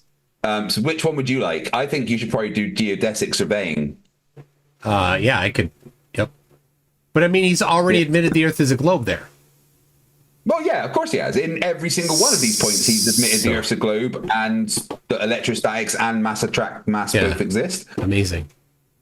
Yeah. But remember, it's an open debate challenge, so make sure you get in there. I'll get in. As they say. Back to the crazy. All right. Stop your share. Good job, Shane. Impressed with your counting. Well done. All right. You got it. Screen. Okay, stop. How do I stop your share? I mean, I can do it if you don't know. Oh, good. You didn't flirp it up. No. All right. Hey, did you maybe had a flurf on the hook to debate today? Is that? He hasn't got back to me. Okay. I kind of. We were talking about the Polaris space mission, and I sent him the video, right? Yeah. And he kept screenshotting back to me a certain bit of the video. Yeah. Let me show you. So he kept then sending me. I can't see. He kept sending me that screenshot, right? Yeah. And he's like, the Earth looks like an egg. Ha ha ha ha ha. You know, you're so dumb believing that's real. Because part of it's missing. Does he not know that? Yeah. So I said to him, well, what if I show you that same thing using a football? And he said, you can't do that. So I took a picture of my football doing the exact same thing. Oh, yeah. And then he hasn't responded to me anymore. They can't do photography. They really suck at that too. They don't like being proven wrong, do they? Some of them do. They just say nah and move on. Yeah. All right, here we go. You ready? Don't care. He told me he hacked into NASA, the U.S. Army, and the U.S. Navy. And he found files called Project Solar Warden, where he found things like extraterrestrial officers with ranks and social security numbers, pictures of cigar-shaped craft over the moon, and he said it's all true. And he said the only reason they didn't extradite him is because if they did, he would have been able to call witnesses if he went to court and would have blew the lid off Solar Warden. They tried to extradite him, as you mentioned. So this guy has a different version of reality. Yeah, so they tried to extradite him, but basically this guy's he's literally not all there. Oh yeah. Yep. During the Iraq War, so it was pretty easy to cover up. And he said, we have a program called the 20-year and back. He said, we put you in the program. You do 20 years. We send you back in time 20 years, age regress you 20 years, wipe your memory, and you wake up in bed like nothing happened. And I said to him, I can believe in wiping one's memory, and I can believe in going back in time, but there was something about age regression I found hard to believe. And he said, after what you just saw, you find...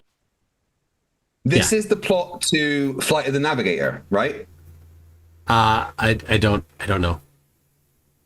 It's Excuse me. Have you not seen Flight of the Navigator? I have. Right. Okay. But if it wasn't the 80s version of Battlestar Galactica, I don't know. That's all I know anymore. And Buck That's all you Rogers. know. And Buck Rogers. But That's you it. do know the 2000 reboot of Battlestar Galactica was better, right? That doesn't exist. The thing I'm confused about is was Starbuck a dude and now Starbuck's a not dude? Well, the thing is,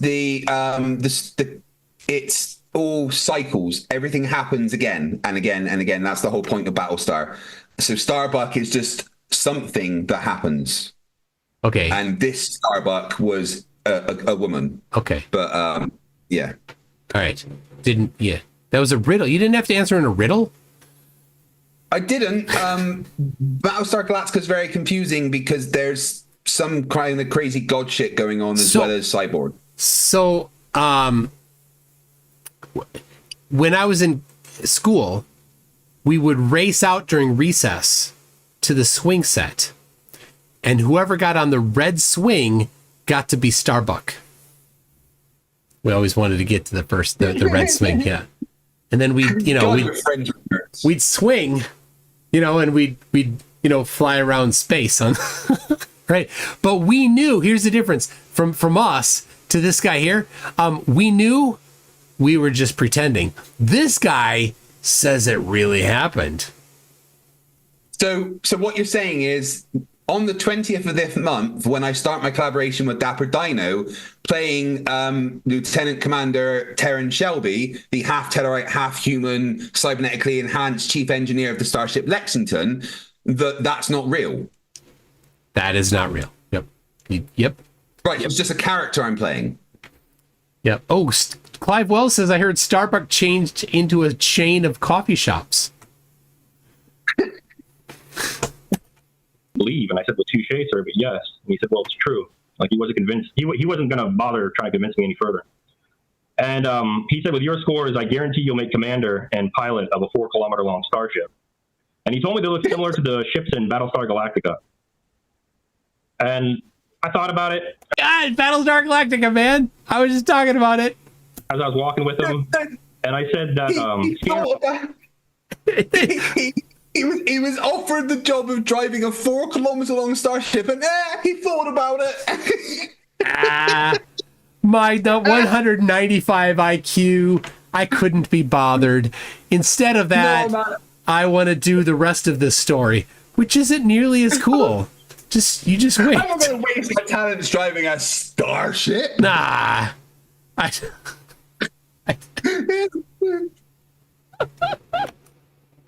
Going in an underground base, it could tell if I had clots in my body or anything. And he said yes, and I said, well, my dad died of a widowmaker, a heart attack, when I was 19. And he had a clot in his heart that we didn't know about, and it just broke off, and he died. And I said, if we would have had technology. So this guy right here, who when he was 16 looked into the future, saw that his potential future wife Jenny would turn out bad because he would get shot. And that would wait, just to be right for he would have 3 kids with Jenny, and then in a warehouse after having these 3 kids, his dad would die of a heart attack. Then remember, in real life, his dad died of a heart attack when he was 19. But in his vision of the future, his dad had a heart attack after he had 3 kids.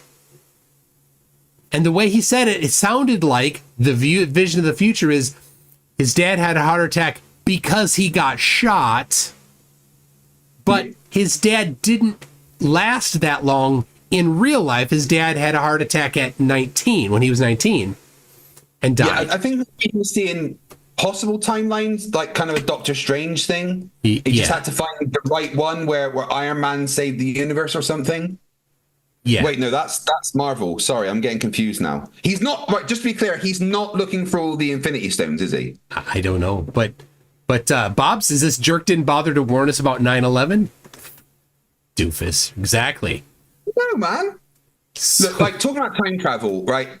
I know for a fact that anything I've ever done has never really been that bad. And the way that I know this as a fact is that no one from the future has ever come back and told me to not do it. Yes. So unless that happens, in fact, you know what? If one of us invents time travel, can we just agree right now that at this time, right now, on this day, right now, we will come back to both of our streams and say hello. Okay. Right. When we say mark, right? Okay. Ready? Yeah. 3, 2, 1. Mark. Oh, well, that's disappointing. Dang it. And I totally watched Bill and Ted, and it would have happened. Wow. All right. Oh, well, at least I know that I'm not going to ruin the universe. Yeah, that's good. That's good. 3 Ron says he psychically knew you would talk about Battlestar Galactica while reviewing his video. Oh, yeah, because he could see the future. Yes. Totally. Yeah, in a minute, he's going to look straight at the screen and go, and when MC Toon reviews this. Yeah. Well, even more than that, if he can see into the future, why didn't he see into the future of the things he's about to be talking about? Just a little? I don't know. I would, if I could see into the future, I'd totally do like that movie Next. Look, let's be honest. If you could see into the future, you'd get the lottery tickets. Why is this guy not super rich? Yes. And that's how you know it doesn't happen. He can't figure out that rugs go on the floor, not half sofa, half wall. Yeah, why is it half on the sofa? Like, if you're gonna use it as... Hold on, he's fucking hiding the Stargate, isn't he? Oh, dang it, it's right behind there. Yeah. And that tree that's on the blanket, tapestry, that's Yggdrasil. Yeah, that's connecting the 9 realms. Yes. Dang, we got onto together. It. We totally covered it. Anyway, yeah, I would, given the choice of a 4-kilometer long starship and the thing he's about to do, if you can see into the future, you definitely choose my chat now. Seeing the future. X Rum Bubba says, Craig, don't get fish and chips tomorrow. You will get sick. Oh, that's good. I already bought dinner for tomorrow. Tomorrow we'll be having a steak salad. So yeah, awesome. By steak salad, you mean a whole bunch of different steaks with... Yeah. Okay. Just 10 different steaks. That's it. Yep, steak salad. My favorite kind of salad... Jell-O salad. Yeah, right. I need to have a word with you Americans. It's healthy because it's healthy because it's salad. It's like, I've seen macaroni salad, but you guys just like turn macaroni cheese into layers with bacon and call it a salad. No, that's not how salads work. Yeah. When I say I'm having a steak salad, I'm having like an 8-ounce ribeye steak with a whole bunch of actual salad. Yeah, but here's a problem. When you say we're going to have pudding, you have some non-sweet things that are parts of the animal that nobody wants to eat. And you call it pudding. Black pudding is amazing. But it's not pudding. There's nothing black pudding. There's nothing pudding about it. Hey. Wait until you find out about white pudding. Nope. Yeah. Nope. Not interested in that. Right. A proper breakfast is 4 rashers of bacon, 2 link sausages, 2 Lorne sausages, 2 black pudding, 1 white pudding, 2 hash browns, 1 piece of toast, and 1 tatty scone with some beans, mushrooms, and tomatoes. Of course, there's beans. It's got to have beans. It's not breakfast without beans. What did you say? Tatty scones? What's that? Tatty scones, aye. What's that? It's potato and onion minced together, flattened out, and fried. Oh, so it's not actually a scone. Well, it's a tatty scone. Okay. So when you said scone, it's scone, right? I'm like, well, it's made from flour, but nope, no flour. Well, it's kind of potato and flour, and then it's fried in like as much grease as you can possibly have, because Scottish people like to have breakfasts. Yes. And beans. It's not breakfast without beans, okay? It's seriously beans. I used to do, I don't know, maybe this is a thing over there. Scrambled eggs and Boston baked beans. Is that something that Yeah. Like, so one of my favorite lunches is just some toast with some baked beans, some scrambled egg, and some cheese on top. Amazing. All right, I'm in. Has anybody from America ever had Boston baked beans and scrambled eggs? I'm getting hungry now. Can you stop this? I'm on a diet. Okay. I'm hungry too. I got a no from Brenda, who grew up in the same vicinity as I did here.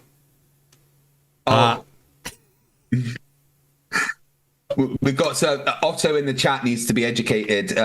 How the fuck does scone come out as scone? Yeah. Correct pronunciation is actually scone. Why? It was Why is the E in there? Scotland. Well, gone. Gone. Yeah. Why is that there? Why is the E there?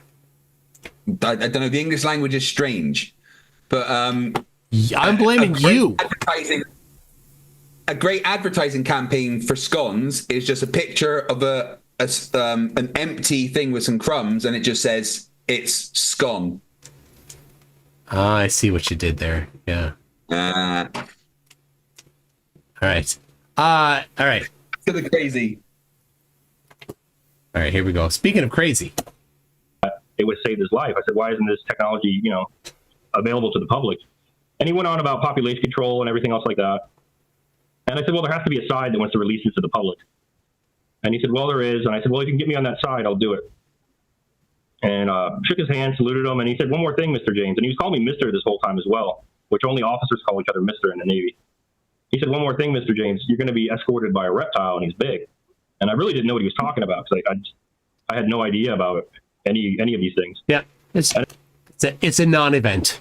And so it just kind of went over my head. Also aliens? Is what? Are the reptiles also aliens? Oh yeah. Right, so there's greys and there's reptiles. Yeah, they're the bad ones. Okay. And you've got Wait, are the reptiles bad or the greys bad? Mostly yes on both. But then you've got the Pleiadians. The Pleiadians, right? Which are the Nordic-y ones, I think. And then this is the Borg. The space Borg. Well, right? they don't look like Borg, though. They look like ABBA in their prime. Yeah, okay, I mean, Borg, that works for me. Okay. And then there's another one, I don't know. I forgot who. So this is the interesting thing. This guy 100% invented this whole story. This is all pure BS, right? But yeah. the fan fiction universe that he is writing this in has already been defined. So he needs to make his completely made up story fit within the existing fan fiction universe that other people have previously identified. So if you're familiar with my videos on that guy that we're supposed to forget, that I'm forgetting about, what's the name of that guy that we're forgetting? Well, totally forgot the name of that guy. Anyway, that guy also speaks in this, writes fan fiction in this same universe. There's a whole bunch of people. So Michael Salla is kind of like, he's like the kingpin of this particular fan fiction universe. And then he's always interviewing people about the goings on in the exopolitics of this fan fiction universe. So there's like Elena Dannon, who is in mental contact with one of the Pleiadians, the Nordics. Let's just call them Borg, okay? It's more simple. All right. Anyway, so this is what's interesting. People can come into this fan fiction universe. All you need to do is make sure that everything that you say just runs alongside the rest of know the existing lore. Yeah, the existing lore. You have to just fit with the lore, and then of course you can bring in new lore. And of course that's what he's doing here. Oh, yeah, but if you bring in new lore, does that mean everyone else has to accept this lore? Yes, it's now canon. Yeah, no, right. So this isn't like, Star Wars Legends, which is kind of technically outside of canon. Yeah. Everything he says is now canon within this fan fiction universe that has already been created. Yeah, and I think I kind of get the idea that there's Michael Salla that's doing this interview here. He's the one that is the gatekeeper of acceptable lore and unacceptable lore. So if you get on his show, whatever you say is now canon. Ah, right. I see. Right. So this is like so he's like the Kevin Feige of this universe. The Kevin Woody? The Kevin Feige. The guy in charge of the Marvel Cinematic Universe. The guy that originally worked on the first Mutant movies, got his start there, and then became in charge of the Marvel Cinematic Universe, who in the She-Hulk series was portrayed as a robot with a baseball cap. I don't know what you're talking about. All I know is I thought you were a nerd. Bob Kane. Bob Kane. Okay, there we go. All right. Yeah. All right. And then, so that was a Monday, and then I was in the barracks with the guys playing Halo, the video game Halo on Xbox. Yeah, and of course one of they knew I joined the program, and they just started talking about different things. And one of them said, "Hey, did you see that reptile today? We're waiting for another game." And another guy said, "Yeah, he was big." And another one said, "Yeah, he talked funny too." And I said, "What?" I said, "There's reptiles on the ground that talk to you?" Or reptilian. I just wanted to back up. Okay, so I jumped over a bunch of stuff here because he kind of got off on some things that you don't want to cover, and then he kept going. So anyway, so this Michael. Hold on, just a second. Michael Salla knows what YouTube will take and what it won't take, and so the video that he posted on YouTube ends at a certain point, and only Rumble has the full interview, and I got the Rumble version. That's the one that I edited to remove the stuff that might be a little out there. Okay, go ahead. Is Michael Salla actually outside? I thought it was a green screen originally, but I'm beginning to think that he's actually broadcasting from outside somewhere. I think he's outside. I think he is in Hawaii. I think maybe he's not allowed inside. It might be. He might not be house trained. No, that makes sense. The eyebrows definitely aren't house trained. They're not. Yeah, they'll just. Yeah, and there's some things to do with bigger on the inside type technology when it comes to them. You got TARDIS now? Defecating. So when they defecate, it's not small, it's big. Just saying. Wait, what? Yeah. See, Mark W says, "Can you ask Craig to put a white shirt on and slick your hair back? I swear you're the same person as this Daryl." No.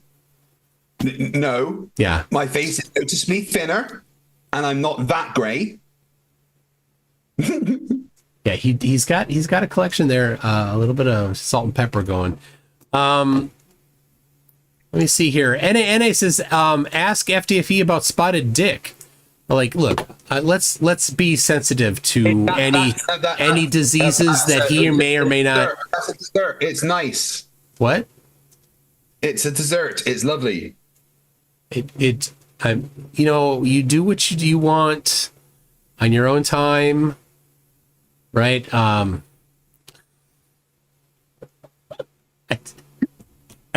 That is such a strange thing. To later and now ran away. The flurf? Yeah.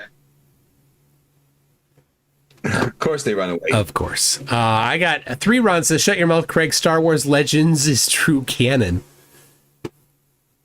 Not according to Disney. No? All right. All right. Let's face it, Star Wars is shit. It's gone. Yeah, it's trouble. You got any super chats you need to cover? Yes, I do. Tim Davidson says for $5, wait, if we put all the horny people in horny jail, won't they just... I'll get them up. Yeah, and then for another $10, it says The Flight of the Navigator. A small child gets abducted by an alien craft voiced by Pee Wee Herman, and due to near light speed travel, ends up in the future 80s due to time dilation. Can I get back? Yeah, you're not allowed to write movie synopsis anymore, okay? And then another $10 from Tim Davidson. If you went back in time to stop the Kennedy assassinations, that means when Kennedy was killed, you were there trying to stop it, but he got killed. Even though you haven't left yet, you already failed. Yeah, time travel's confusing. If I went back in time and killed myself before I went back in time, then I couldn't have gone back in time to kill myself. So I couldn't have gone back in time to kill myself when I went back in. Temporal mechanics hurts my brain.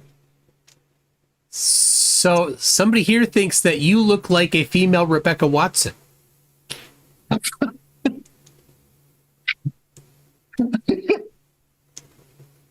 Tell them that their mum likes me. All right. Tim Davidson for another $5 says, I call it the law of temporal inertia. Anything that has happened has a tendency to have happened. But I'm not going to argue with that. And then Tim Davidson for $5 says, Toon doesn't know who Kevin Feige is. That's it. Pull his nerd card. Yeah, I'm going to need you to send that in, actually. If you could just post it to me, thank you. Bob Kane, people. Bob Kane. Who's Bob Kane, Craig? Bob Kane. Who's Bob Kane? Who's Bob Kane? I don't know. He wrote Batman. He invented Batman. Yeah, like I said. He invented Batman.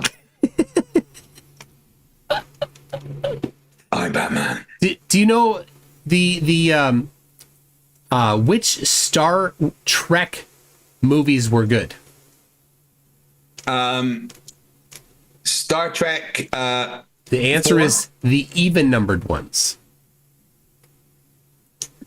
Star Trek 2, the Wrath of Khan. Wrath of Khan. Yep. Yeah. Star Trek 3, the Search for Plot. Yeah, that was rubbish. Yep. Star Trek 4 is... yeah, okay, I'll go with that. Yeah. All right. Said about the grey, you called it a drone. So are we talking about a real extraterrestrial, or are we talking about a programmed life form? And the second question I have from what you've just said is the guy that was interviewing, or that was kind of like talking to you when you went into, he was at the desk and he talked to you about the grey. You said something about him having his younger version out there, and I just wanted to kind of like understand how that could have happened at that same time around 2004, how his younger version could be right there while he's there, at the same time. That kind of was a bit puzzling. Yeah, please clarify your completely made up story. Well, the drone was, they called them drones, and I was told that they were like an organic machine. Who's their younger version of? I don't know. It's some guy he's talking to is a younger version of himself, or Did I miss them mentioning this? You did, because I skipped a chunk of it. Right.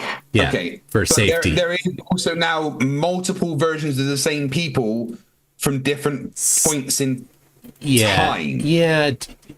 Best if you don't try to really make sense of it. Program them with a smart glass pad, like a small computer.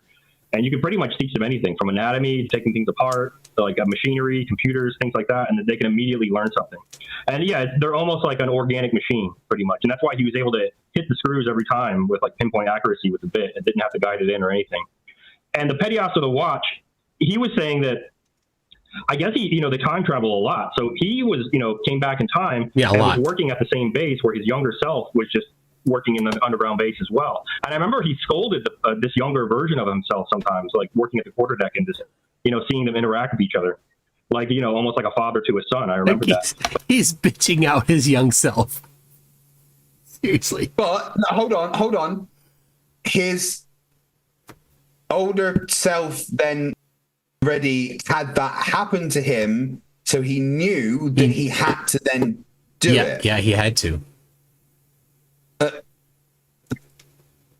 why does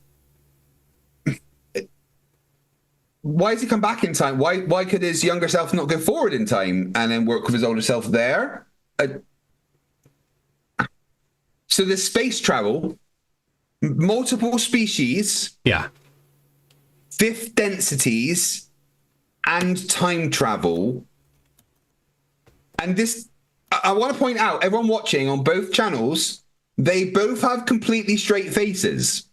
Yeah. Like, this is just a normal conversation. Like, look at Toon and I right now. Toon, hello, how are you? I'm good. Hello. How has your day been? It's been super. Now, I want you to notice how we just had normal expressions on our faces. We weren't excited or anything. It was a normal conversation. These two people are acting the way that Toon and I just acted. Like, it's a normal conversation. Yep. Some guy went and scolded his younger self because he's a time traveler. Oh, yeah. Okay. Sounds legit. I mean, to be fair, I probably would slap my younger self a few times. Yep. I would say don't buy silver with Bitcoin. Don't buy silver with Bitcoin. Yep. Wait, you changed your Bitcoin to silver? Yeah. Yep. Okay. I mean, I would just go back in time and I'd be like, buy fucking Bitcoin. Yep. I mined it myself in 2011, 2012. Yeah, I tried mining Bitcoin, but I bought so many hard drives, and every time I smashed them up and looked inside, I couldn't find any Bitcoins. Yeah. I mean, I guess it's not in every single one. It's kind of like a lottery thing, I guess. But, I'm really good at mining the Bitcoins. I've got quite efficient at smashing up the graphics cards and looking inside, but I still haven't found a Bitcoin yet. So that's totally how it works. Totally how it works. Yeah. Yeah. Did you see, speaking of Bitcoin, let's see, hold on a second. I'm going to get it's too much you. Big. What? Too much you right now. Too much. Yeah, I mean, I've got the same problem over here. I got to pick the right. There it is. Got to pick the right thing to get you up on screen. Hey, you can't be Batman because Batman wouldn't wear a shirt that says Batman. Yeah, but Mark Sargent would wear a shirt that says Mark Sargent. No, Mark Sargent needs to wear a shirt that says "I am Mark Sargent" because he forgets his name and has to be reminded. He goes, "What does my shirt say?" It says, "You're Mark Sargent." Oh yeah, that's right. I'm Mark Sargent. Hey everybody, I'm Mark Sargent. Okay, did you see Will Duffy's video earlier today? Somebody has offered an open invitation to Flatties. One Flatty gets a free trip to Antarctica. Oh, someone else is funding something? Yes. So one Flatty can go. It doesn't have to be somebody on the list. Oh, who's going to take it? Well, Mick Flatty already offered his. You know what? The Earth's flat. Can I go to Antarctica, please? No, the rule is you have to have been a flat earther for at least 2 years. Oh, fuck. Wait, time travel's a thing. Give me a sec. We just need to get a hold of this Daryl guy and hook us up with the time travel. All right. I'm getting. Hey, it's a bit of a sidetrack. I found out an interesting thing earlier. I was listening to the songs that we make on AI, and I found out that some guy is getting 40 years in prison, right? Because what he's been doing since 2018 is creating and uploading thousands and thousands of AI songs to Spotify, and then creating thousands and thousands of bots to stream his AI songs.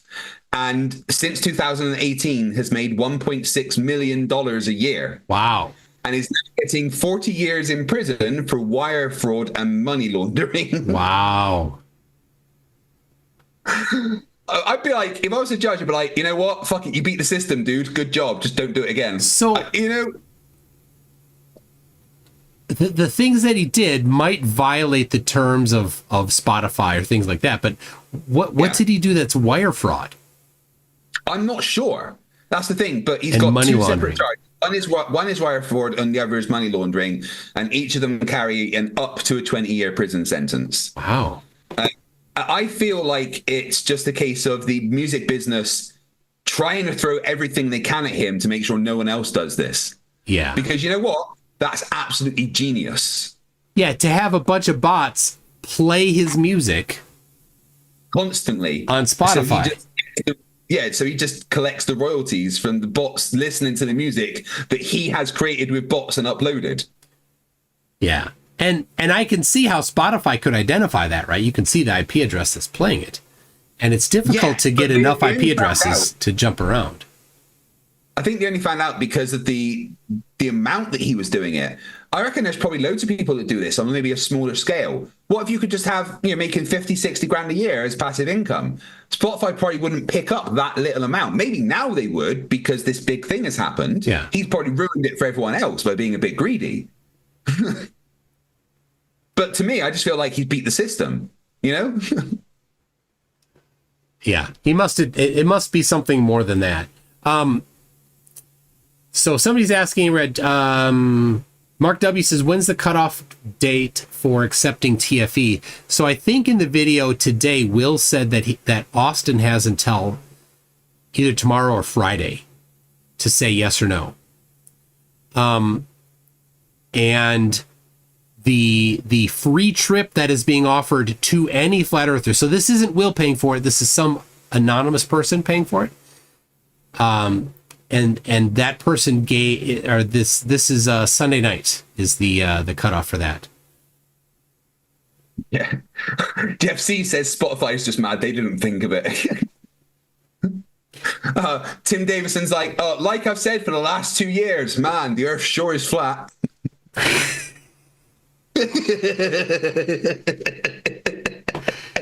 Here's the thing. McFlatty's got his earliest videos from 2019. Yeah. I think that other real flat earther, Flat Out, should go. Flat Out's been around long enough. Yeah, for sure. Yeah, totally. I mean, we know real flat earthers, the not real flat earthers like Oakley and that probably shouldn't go. In fact, you know what? I've been all for Oakley being the one to go to Antarctica. But can we just leave him there? Oh no, there's rules against littering in Antarctica. Yeah, you can't leave garbage, toxic filth behind. So anyway, so I just posted the link there to McFlatty's. It's right here on my live stream, right there. This one to McFlatty's submission. It's quite horrible. And everyone in my chat's now a flat earther, and they have been for 2 years. Yeah.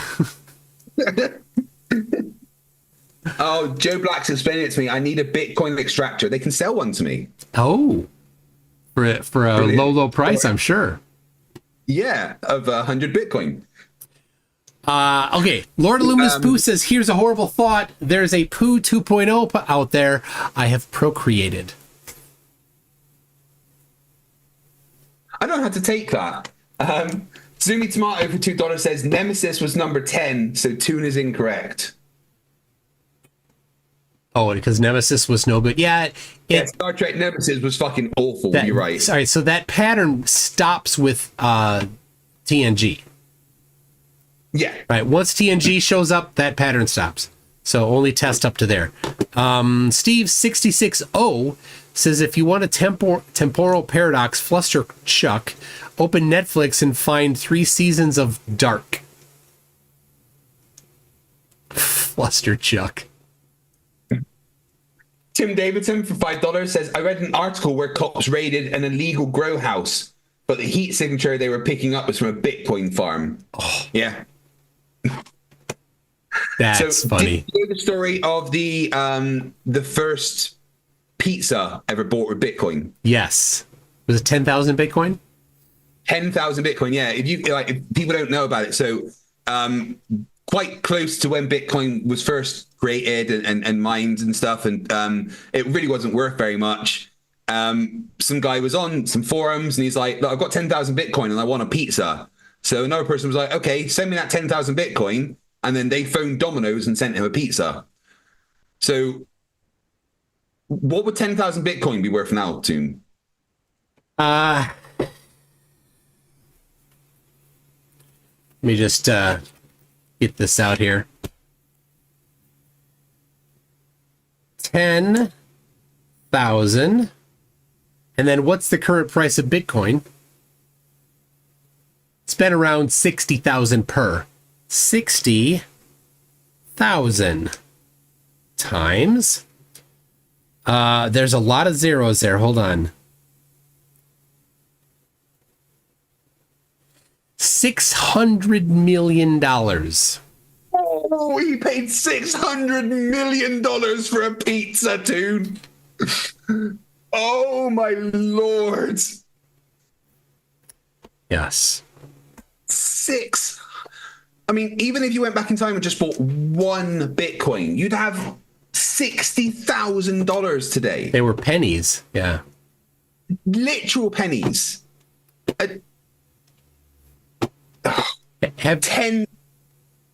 How much for a pizza? $600,000. 600 million. 600 million. $600 million.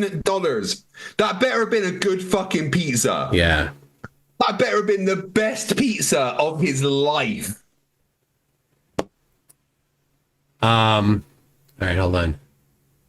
Yeah, Zoomy Tomato agrees that best have been the best pizza ever made. Mr. Toffee says, did it have pineapple on it? Could you imagine?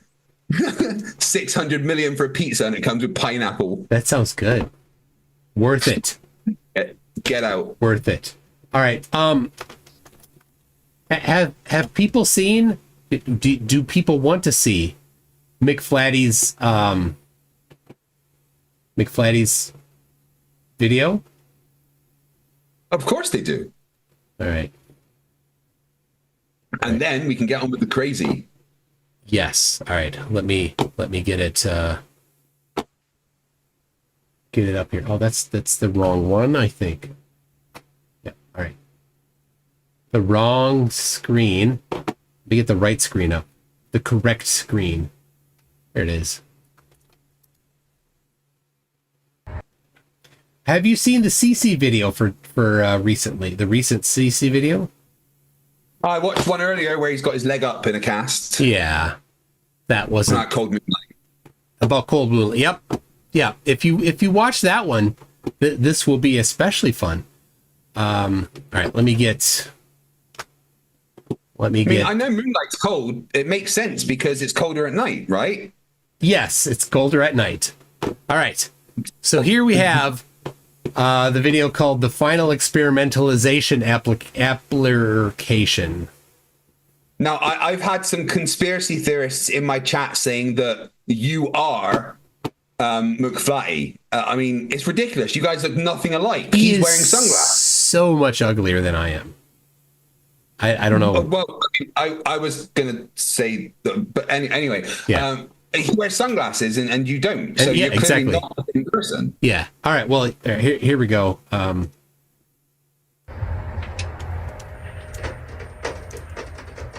not getting that audio. Oh, hi, YouTube. Oh, yeah. Right. McFlatty here.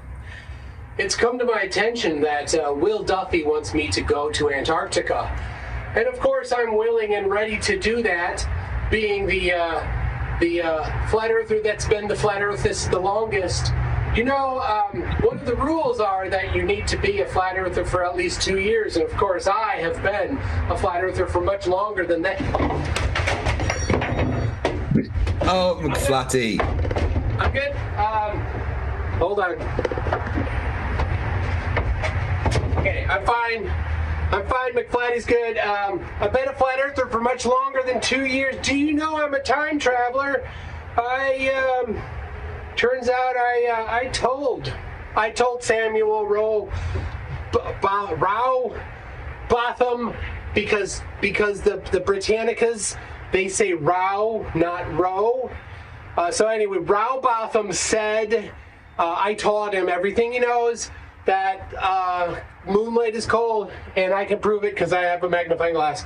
So I will be the one to volunteer to go to Antarctica with Will Duffy. I'm gonna need He's to not bring my allowed energy soda. drink. Oh, hold on. No. He's not allowed caffeine. I keep telling his mom, you've got to put it in the high cupboard. but he keeps getting up on, what he does, he pulls out the drawers, and the bottom one is pulled out all the way, and the second one is pulled out part way, and the top one is pulled out only a little bit, and he just climbs up like stairs. I know, but when he has the caffeine, like the next day, when his mum has to clean the toilet, it's not just that it's bad for his brain, it's not good for his stomach. Yeah, it's so much bad. All right. I need to send a picture of myself. There it is, the picture of myself. Oh, my spoon fell. Okay. So, Sifu Smo's energy drink. So you need some Mountain Dew, not Mountain, Diet Dr. Pepper. Oh, yeah, just gut destroyer.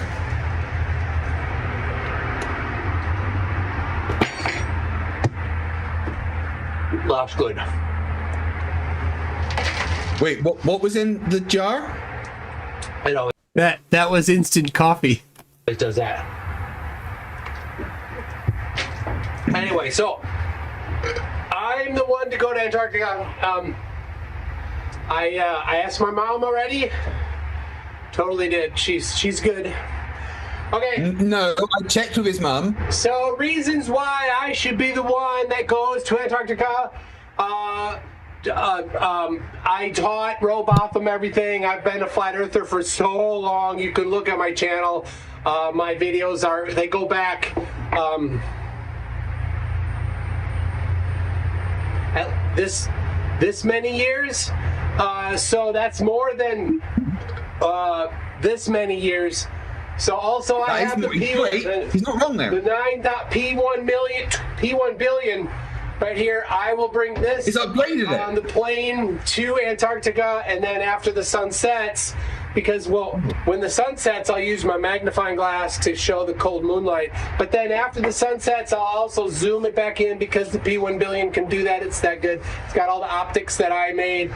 So that's why I should be voted for. You should vote for me for president of Antarctica to go. Okay, McFlatty out. No, I want Oakley to go. I don't care. Sludge, it can be dealt with. Oakley's already refused. He's already refused. Not Antarctica. Can we crowdfund and just send Oakley to space? There is no prohibition on leaving garbage up there. So, in fact, if we just aim him towards the sun. Yeah. Yep. And please keep a camera on board. Yep. That'd be great. I'd love it. That'd be fun. I mean, for science. It's for science. Yeah. So he'd still be space isn't real. Yep. What do my balls taste like? Measured. It's measured flat. Look, it's measured flat. But, they like to say it's measured flat, but when you ask for these measurements, you never get any. I know. It's amazing. The other day, I used the Theodolite app in my phone to measure the angular separation between two spheres. Not possible. But I did it. No, but it's not possible because Oakley said it's not possible. Duh. Yeah, but I did it. I measured angles no, you didn't. between curved surfaces. No, you can't. It's not possible. Oakley knows so much more about it than you. I don't know why. That's right. Oakley debunked the concept of a tangent, didn't he? That's right, of course. I forgot that tangents don't exist anymore. Yep, they stopped. In fact, once you try to use a tangent, it makes whatever you're trying to use a tangent to become flat. Yeah, it doesn't exist. That's how it works. Tim Davison for $2 says, my calculator says 10,000 in Bitcoin adds up to error. Yep. All right. Do we want a little more of this nuttery, or do we want to save it for another night? So. All right. No. We've still got some time. All right. Let's run away, though. As far as anything happening, distorting time or anything, if you meet your younger self or meet yourself in the same space or whatever, there's no kind of repercussions for that, as far as I know. Because it was just basically an older version of this younger kid that always got first place on the PRT test and things like that. But it was just an older version of him, 35, because going back and forth in time as they do in programs a lot. Okay. Well, yeah, and if you can just resume about the, well, actually, at some point you signed a bunch of documents. So was that before you met the reptilian or after? That was right before. Yeah, I met the reptilian. That was right. Yeah. So why don't you tell us about going to the moon and signing a bunch of documents and what you remember about the documents? Well, I mean, about the documents, I remember I came in, you know, it was Friday, and I came in and I started signing. It was a stack of papers, you know, like you were signing a mortgage, and it had X's on it already for me. And you know, that same first class petty officer with the mustache was flipping the papers for me, signed here, initial here, things like that. Yeah, and I got kind of cold feet. You got done for you. And I was reading it. You know, I was trying to read it at first, and he said, if you read all this, we'll be here all night. And it was saying things like, I don't know, like the consciousness of the first party now belongs to the second party and things like that. Like, things I really didn't understand. And it was talking about consciousness. And when I stopped, and I said, I don't know if I should do this. He said, you're already. So he signed a contract that said his consciousness belongs to someone else. Yeah, the first party and second party. Yeah, the consciousness. Yeah. I mean, I admit I don't always read terms and conditions, but I'm starting to think I should. Yep. I mean, all these things that you just click, you know, for all I know, Sony own my eternal soul. Yeah, you probably have. Absolutely. They say my firstborn child will be sacrificed at the altar of Sony because I've clicked that agreement several times. Mark W. says that's definitely a Kent Hovind shirt he borrowed for added honesty. But again, look how serious they both look about this. So they're like, we are sharing the newest part of the exopolitics knowledge. Everybody, this is just normal, everyday stuff. You do not need to be excited. This is just a conversation that happens every day about time travel, Greys, Borgs, time travel, older selves shouting at younger selves, telepathically communicating with your parents when you're 3 and in the 5th density. It's just a normal conversation, guys. Yeah. Just signed the papers. So he was saying like I was already back in time. Like I had already been sent back in time and I was being age regressed in the underground base. Like I had already come back. So I was in the time loop pretty much is what he was saying. So I signed the papers. I sat down and he said, all right, send them in. He got on the phone. He said, send them in. And then, I don't know, a couple minutes later, behind that same big glass window, there was this big reptile. It was very large, probably about 9.5 feet tall. And he had ridges going down his head, kind of like mohawks. Flat face, no nose, no ears. His mouth went straight across and then up. He was wearing like a tight blue like uniform. Oh, there he is. Look at that. And like I said, 9.5 feet tall. That's one of what was that species in Star Trek Enterprise with the Cardassians? No, not Cardassians. The Packlids. They do look a little bit like the Pack. Actually, they look very Gorn, to be honest. Oh. Very Gorn. Gorn. All right. And I remember I said, I stood up and I said, Jesus Christ. And I said, he's not going to eat me, is he? When I said that, I remember the reptile sighed, like a big inhale and a big exhale.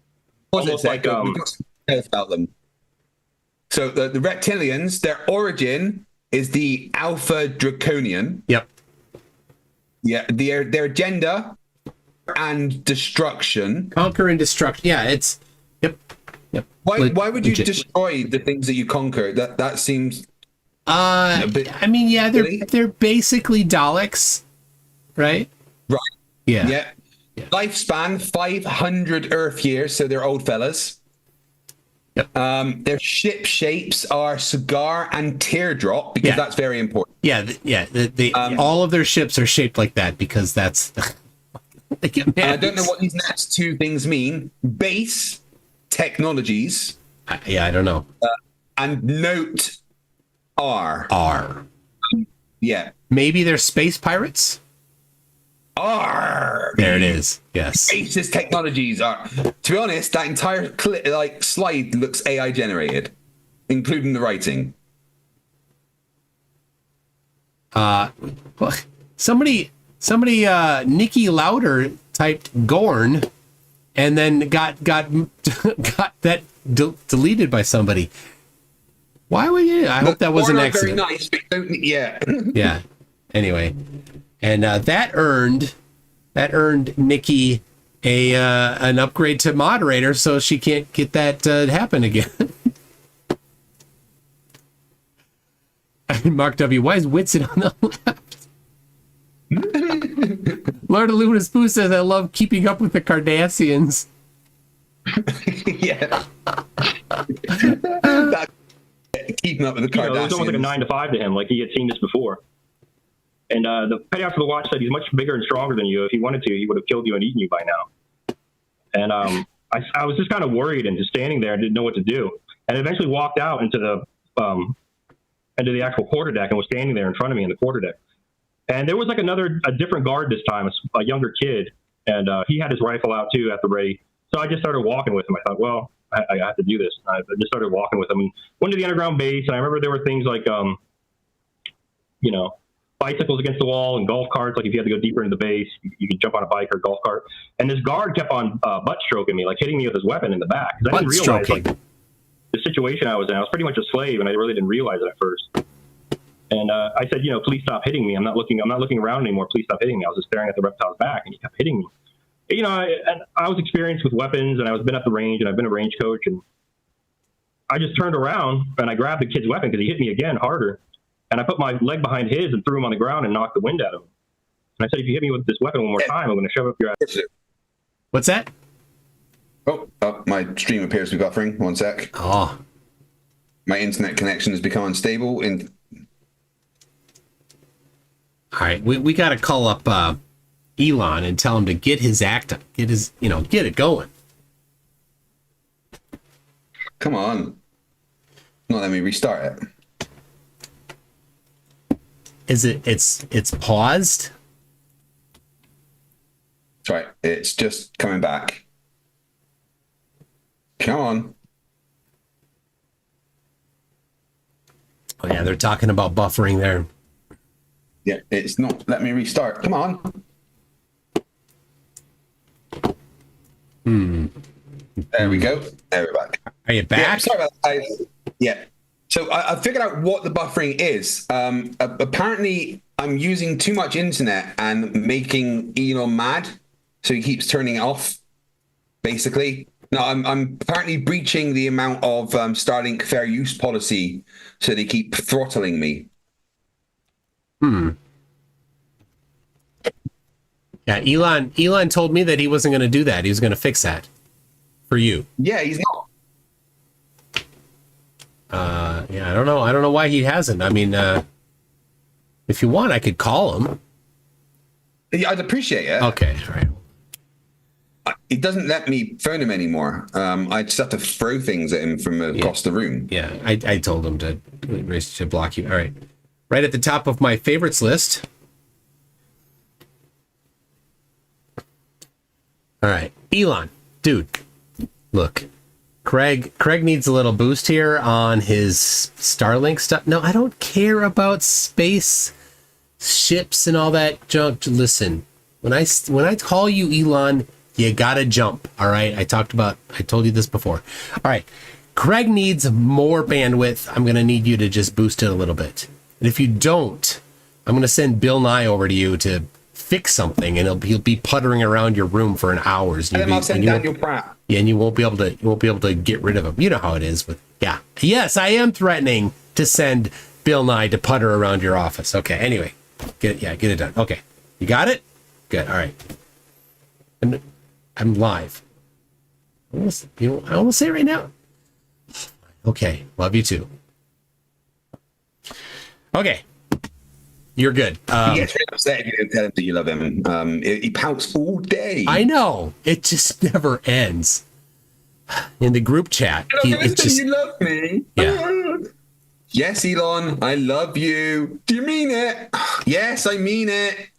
Are you mad at me? No, I'm not mad at you. Why are you shouting? It's never ending. He just needs the affirmation, you know? Yeah. So anyway, all right. Where are we at here? Craziness. Craziness. Here it is. And I remember the reptile said, "Leave us," but he kind of said it like in a voice where it was deeper than any man could be. It was almost like when he said, "Leave us," it was kind of deeper, and then he had to push that last syllable out. And the kid got up, looked around, looked at me, looked at the weapon. I held the weapon out, he grabbed it, and he walked away. And when I turned around, the reptile was standing right in front of me, and he had like all his muscles flexed and everything. Wow. And he was looking over his chest muscles. He's very big. And the first thing that came into my head was, "I'm sorry what I said before. You're much more civilized than him about, eating me." All right. Now, I want to remind everybody again, this story is 100% fabricated. He's done a lot of detail in this story. Yep. Well, yeah. I don't know. Like being about his chest muscles were here, big, and Yeah. It's when you know someone's lying when they put so much detail in stories. Well, I mean, do you remember that kid in middle school who's like, yeah, so like this weekend I was like out in the streets, and like this whole bunch of guys were like threatening me. They had like nunchucks and Chinese throwing stars, and then like they threatened me, and I'm like, dude, you guys back off. They're like flexing their muscles, and they got their chains out, and I'm like, dude, you don't know who you're messing with. And then so yeah, I had to beat the piss out of them. I got I kind of my fingernails little. That's why my fingernails a little messed up here. So yeah, there's only 14 of them this time. So anyway, what was I saying? Yeah, my girlfriend. You want to see a picture of my girlfriend? Oh yeah, I got a picture of her in my wallet here. Hey, why is it from a magazine? Dude, it's because she's a model. That's why it's from a magazine. Yeah. All right. It's the same kid that used to tell me, and this isn't a joke, that a kid at my school would tell me that Michael Jackson would just pop round to his house for tea every now and then. Of course. Yeah. Right. Just every now and then, and apparently he really liked to have his chips crispy. Chips. Michael Jackson's chips would be fries to Americans, by the way. Yeah, no, but Michael Jackson wanted his chips extra crispy. So this boy's mum would put his chips back in the oven for an extra 10 minutes. All right. So now listen to the story about that this guy is telling about the reptile. They don't have muscles in their face. The only way that you can really tell if they're angry at you or upset is their eyes just get smaller. They kind of squint their eyes at you. They don't have muscles in their face in this lore. He opened his eyes normal, and he just turned around and he said, "Follow me." And we eventually got to like a catwalk, like 3 steps, and it had one of those seal doors with like the the wheel on it, like a watertight door you see on ships. And I went in, and there was a chair there, and it had holes on it and straps. And he said, "Get in." And when I saw it, it reminded me of like a gas chamber chair. Like I saw a gas chamber chair one time when I was a kid in the DARE program, like in the 80s, to keep kids off drugs and stuff. They showed us like a gas chamber chair in a trailer. And that's immediately what I thought it was. And I saw the sealed door and everything, and I thought, this thing's trying to kill me. So I went to run, and it grabbed me by the neck, threw me in the chair. It was strapping me in, and I was fighting back to get away. And at first, I think it headbutted me, knocked me. By the way, this is the guy that can see into the future. Yeah, and has 195 IQ. Yep. But couldn't tell that he was about to be forced into some kind of captivity by a massive reptile. Yeah, and the guy that was, what did he say? Butt something? Butt sweeping? Yeah, he was hitting him with the butt of the gun. But he had a name for it. It was I don't know. Butt stroking. Butt stroking. Yeah. So he's getting and so the guy that was butt stroking him, tough guy here, 195 IQ, he just like, just took him down. Judo threw him on the floor, took away his weapon, and then guys like nerve pinched him. Yeah, he's like, never do that again, and the kid's like, oh, okay, and then he left. The kid left. It just left, right? The butt stroker just left. It's okay. All right, here we go. Hold on, wrong window. And then when I came to, my entire right side was strapped in. I was undoing the straps, and it grabbed me again by the chest to kind of push me in the chair. I remember his hand was like, his fingers were up here, and his palm was like right here. That's how big it was. And it kind of threw me back in the chair, and it made almost like a growl that an alligator does during mating season, where you could feel the rumble in your chest, like the percussion, but you can't hear it. And as I got closer to me, I could hear it. And he said, "Don't make me hit you again." And when he got close enough, I jammed my thumb in its eye because I was fighting for my life. Jammed my thumb in its eye. So he's having a fight with this 9.5-foot reptilian that makes a noise like a mating season. Who's trying all alone, right? He was being brought to be strapped into this chair with just the reptilian and a kid that was butt stroking, the butt stroker, right? And then why is this happening? And this guy who can see in the future didn't see into the future. Like did the judo roll on the kid who's now left, right? So it's just him and the reptilian going into the room, and the guy's like, "Yeah, I'll just go to the room." After the butt stroker left, it's just the reptilian now. Okay. I think this may be like the story's one of the worst porn movies ever made. It's great. Concerned. I'd never seen anything like this. And it was very scary, and I was Oh, is audio? rational. Hold on. And it leaned back and squinted its eye and kind of teared out a little. Are you hearing the audio? Yeah. Sorry, I have the itchy ear. Oh, I'm not hearing you. Hold on a second. Something happened to my audio. Sometimes I just need to You've broken stop it and too. start it. There we go. All right. Were you hearing the audio? I'm sorry, I'm pissed. I'm mucking about. Yes, I heard it. Okay, all right. I just had to restart. But I used loopback. Loopback had a little bit of a glitch there. It does that. So anyway. And it just leaned forward and collapsed my chest, so it pushed against my heart, and I passed out. Yeah, so he poked him in the eye. Guy pushed him in the chest, and he passed out. And he's being half strapped into the chair. Woke up, and I was completely trapped in the chair. And I remember he said something like, "I'm sorry I have to do this to you." And he walked out and tightened the door. And earlier, one of the guys in the barracks was telling a story about they're going to put you in a chair, and it's a density chamber. It pushes you artificially from 3rd to 5th density. We're 3rd, but most of the ETs we deal with are 5th density. He said you'll become stronger, faster, your IQ will go up 200 points, and you'll become more of a collective. Oh, my gosh. So wait, hold on. IQ is going to go up. Already it's at 195. I know. But it's 395. Oh, my God. It's going to be 395. He's going to be in the 5th density. But the butt stroker and the reptilian, neither of them bothered to tell him that this was a positive thing that we're going to do. Yeah, we're going to make you stronger and faster, but we're going to act like we're going to torture you and force you at gunpoint to go this way. Well, not gunpoint. The butt stroker's no longer there. Oh, yeah, but it was gunpoint up until the reptile told them to leave. Right? So remember... And now it's at 9-foot reptile point. Yeah, and remember, this is all 100% fabricated. So this I poked the reptilian in the eye is fabricated. The butt stroking kid is fabricated. It makes no sense. How can he be saying these words and they not be true? It has to be true because he's saying it, right? Right. And it felt almost like an out-of-body experience. It's kind of like cold weightlessness and then like at peace. And then I came to, the straps were undone in the chair, and I saw a man with like blonde hair, slicked back with pomade, like shaved undercut, and he was wearing like one of those black leather trench coats like a Gestapo. And he was kind of talking to the reptile, but gesturing like he was talking, but not saying anything. And the reptile's back was towards me and was doing the same thing. And it was actually a first-class petty officer on the base. So the XO told me this later on, where, you know, Germany won World War II, basically. Like, World War II was just a battle, but they won the overall war. We were infiltrated by off-world Germans, is what the military called them. And so they weren't really spies. Germany won World War II. Off-world Germans, yes. Infiltrated by off-world Germans. Well, off-world Germans... No idea.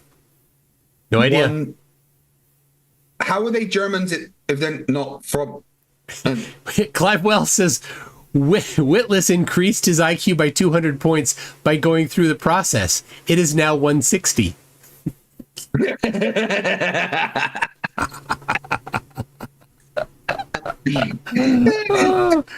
So no. He's increased it by 200 points and it's just 16.0. Conquered nation, and they were just posing as U.S. Navy. So this guy was like a first-class petty officer in the Navy, but he was actually in the Dark Fleet, Nachtwaffen. And Nachtwaffen. Nachtwaffen. Any Germans in the chat here? What does Nachtwaffen mean? And I kind of fell to my knees, and I was really out of it. Everything was completely different. It was just colors were different, sound was different, everything was different. It was this higher realm of reality, I guess you would say. What's the fifth dimension? The fifth density, of course. Everything's different. Fifth density of reality. Yep. Wait, is he still there? I don't know. Does he still have this? I don't know. Hold on 1 second. Find out what Nachtwaffen is. Oh, we got it. We got a Night Force. Says Nikki Lauder. Lucy, what does Nachtwaffen mean? Night Force or Night Weapons?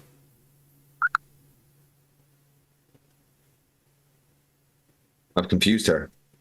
It looks like Newtwaffen is likely a combination of nut, a slang term often associated. Nah, she doesn't know. She can't listen. Goes up, your sound frequency goes up. And he Can I just ask something right there? So that recruitment, I mean, there you are in an underground base in England. You're serving with the US Navy. You go through that chair. I mean, you go through that security machine, and you're scanned, and they make a determination that you're suitable for a secret space program, and you're told about the Solar Warden program, but rather than being recruited for the Solar Warden program, you're actually being recruited for this Nachtwaffen, that they had infiltrated the US Navy and the military to the extent where they would recruit people who would, under false pretenses, that you weren't being recruited for the Solar Warden at all. You were being recruited for this German Dark Fleet.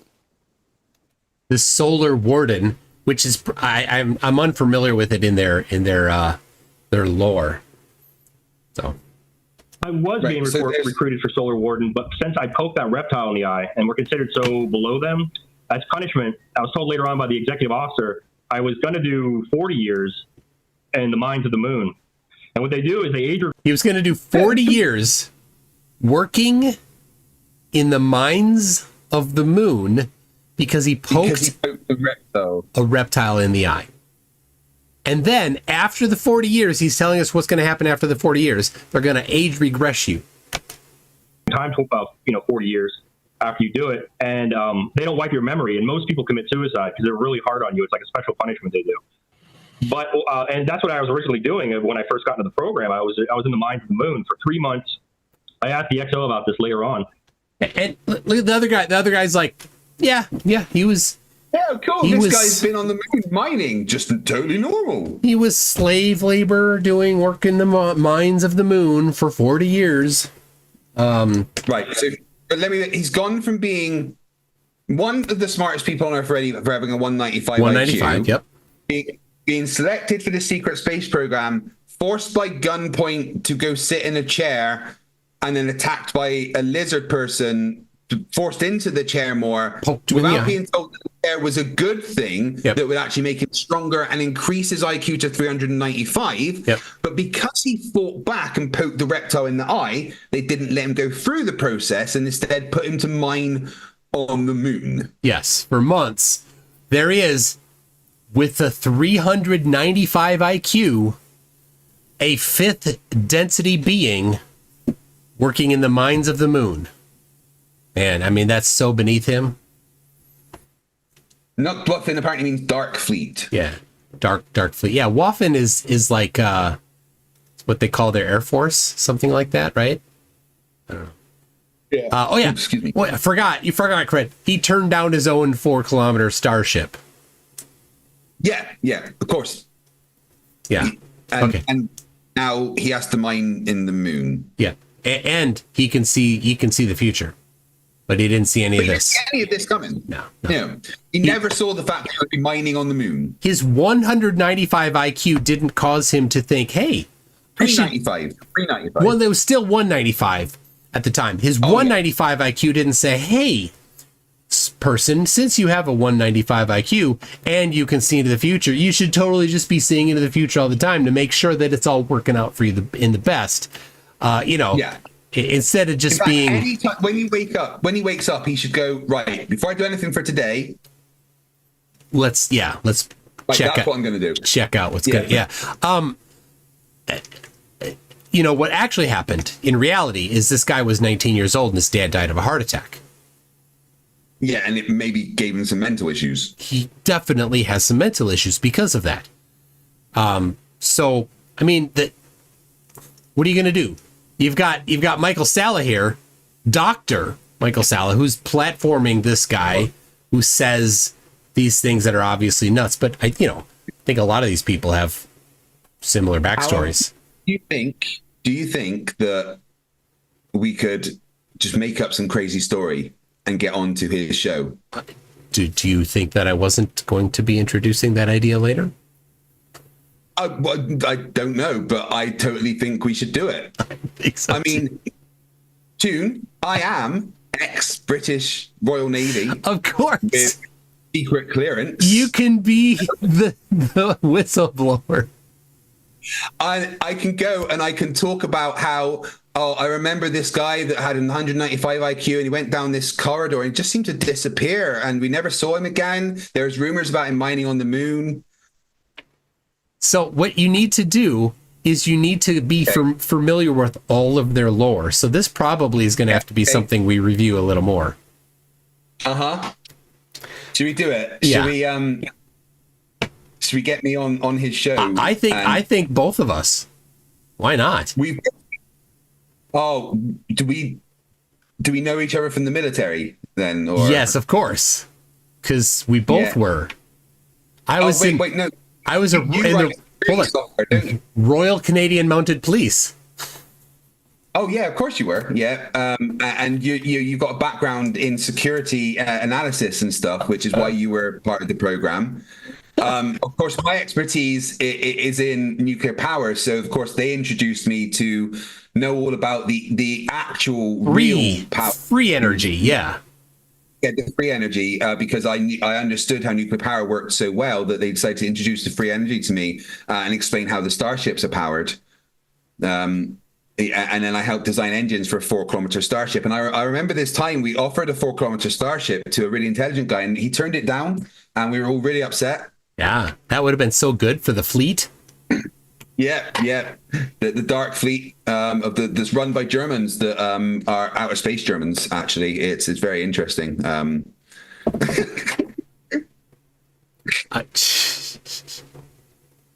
It's not difficult to break into their lore. No, you just have to be compatible with it. That's it, and you can add your own chapter. Oh my god! I just hope he never looks at my channel. But I think we could. Yeah, I think we can fuck with him. Yeah. A German officer came up to me while I was in the mines and scanned me with something. I guess he could see my scores were high, and then I got recruited into Knockwaffen, like the Dark Fleet. After he realized that I had high scores, they want you to have at least 110 IQ to even be in the mines of the moon. Something about the density change. Your mind can't handle it unless you're like above average intelligence. The density change. Even to work in the mines of the moon, unless it's for a special punishment, they want you to have. So somebody that has 195 IQ would never say something like the density change. That's pure BS. Yeah, right? Yeah, of course. He did get changed the first to the, so I guess there was a density change for him in his lore. Yeah. I mean, in reality, this guy's IQ is somewhere around 80. But apparently you can't even be forced to mine on the moon unless you've got high enough IQ. Yeah. You still need a really high IQ to go and actually mine on the moon. And was he alone, or is there a bunch of other people mining on the moon? And are they all also super intelligent people that failed this process? Yeah, this gets filled in later. Right. Okay. Yeah. 110 IQ just for that, because something about the density shift, the density change is very difficult for people to accept unless you have above average intelligence. So yeah, and then after that, I was in Knockwaffen, and I did things like a lot of it was on Mars. Yep. Yeah. Just casually. A lot of us on Mars. By the way, I not only was on the moon, I was also on the 4th planet from the sun. Look at Michael Salla, the host here. He does his sentient eyebrows don't even move up when the guy says, "Yeah, I was on Mars." Yeah, well, they're busy sucking all the nutrients from his body. Yeah. Yeah. Throughout this video, He has become noticeably thinner and paler as the eyebrows drain the life from his body. Yep. Getting insectoids, mantises, beings like that. They're very good with DNA manipulation. Before we talk about Mantises are very good with DNA manipulation. So here we have another. Amazing how, all these aliens look like things from Earth. Like you have reptilians, the greys, the mantids. Yep. Yeah. Yep. And the guy's like, well, wait a second. I want to back up to something totally not related to you just tossing out that you were on Mars. I wanted to talk about this moon base. So this moon base. Oh, geez, my audio stopped again. Hold on. I can hear it. You're taken there as punishment for poking that reptilian in the eye. You were going to go serve in Solar Warden, but now you've been kind of circumvented. You go to the moon as punishment, and then at some point the Nakwaffen notices your intelligence, your scores, and says, "Okay, you can join us."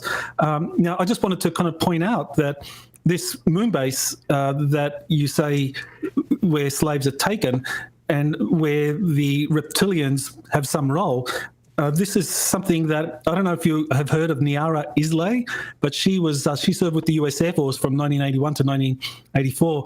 So this is another LARPer, apparently, that he's interviewed. So, I mean, this is all LARPing, of course. All of this is LARPing. But they're not presenting it as LARPing. They're claiming that it's real. What if this Darryl James is just doing what we're planning on doing and is just fucking with him? Yes. Yep. Well, the problem is we get into a little bit of the sickness in his mind later, right? Because he's inventing this. He can invent whatever he wants to invent as long as it's compatible with the lore. But what he does invent is very disturbing. Right, okay. She was taken to the moon as well as punishment because she saw a spacecraft at Tonopah Test Range where she was a kind of radar operator, and she was supposed to track this UFO but not see it, but somehow she went outside and saw it, and so they punished her by sending her to the moon. But it sounds like either she went to the same place because she described slave labor, being abused, being exploited as a female, and this was all happening at this underground moon base. Yes, I actually met a woman there that was on the base. She was a nurse. Her first name was April. I guess she... All right, it's about to take a turn. Right, okay, I'm prepared. It's very dark. This is where you'll see I had some editing will show up now. But there were women there that your only motivation to work was sex if you were like one of the men working on the moon, and they had brothels there. All right, so this black spot here is where he cut off the YouTube, and it's only from here on Rumble. So that's why this I put this black in here as a note to myself. And I remember them like taking the babies away from women, as they were nursing that women crying and things like that. And I found out, if the baby didn't have a high enough intelligence score, they didn't think it was going to, be of any use in their programs. They would actually take those babies and there were caverns. Later on, the XO told me this. There are caverns, like caves underneath all underground bases. And in these caverns, I don't know if I'm allowed to say it because of YouTube and stuff, but it's for, thing of... Right, yeah, we've got to be careful with the YouTube censors here. Yeah, they use those things, what I was told. And caverns in the underground bases is what they're... There's caves in these underground bases with elongated skulls, grays, reptilians, things like that, and they live in these caverns in the earth. But yeah, the babies that don't have a high enough score, I guess, like that, they'll take them and they'll put them into these cages. And what they do is they're stacked kind of like dog kennels. They're stacked. I got a chance to see them when I came back from the program. I was to be tortured by Aquino as part of the punishment after coming back from the 20-year and back, even more. And it was just like a part I wasn't supposed to live through. I wasn't supposed to, so I got to see certain things. And the XO later on told me that they run a current through these cages. They're all connected, which causes the adrenaline to kick in, knocks the kids out. They were very pale, pure white. Their hair was matted. Well, let me remind you, this guy has invented this story. He could have invented anything he wanted, but this is what he chose to invent. I was told they were feral. I remember one of them kind of like lunged forward in the cage and slammed her hands on the front of the cage. And the XO told me she would have attacked you if she would have gotten out. And he told me that they were feral because they were never held, or they don't speak, they can't speak. They're just like feral animals. And after they electrocute them with a current and it kicks the adrenaline in, they strap them to a table. They put like a IV kind of in the back of their head, like almost like a spinal tap, where the skull and the spine meets, and that's how they draw the adrenochrome out. And yeah, I mean that's where they get the drug. And a lot of them pass away. A lot of them die. Yeah, I think that's the only usage of that word in my edited version. I missed that one. Yeah. So for reference, that particular biological compound is not difficult to manufacture. It's rather inexpensive to manufacture. The contents of an EpiPen. The contents of an EpiPen contain a compound very, very similar to it. So manufacturing it is super simple. So it just got turned up to 11, didn't it? It took a turn instantly. Yeah. This guy could have invented any story.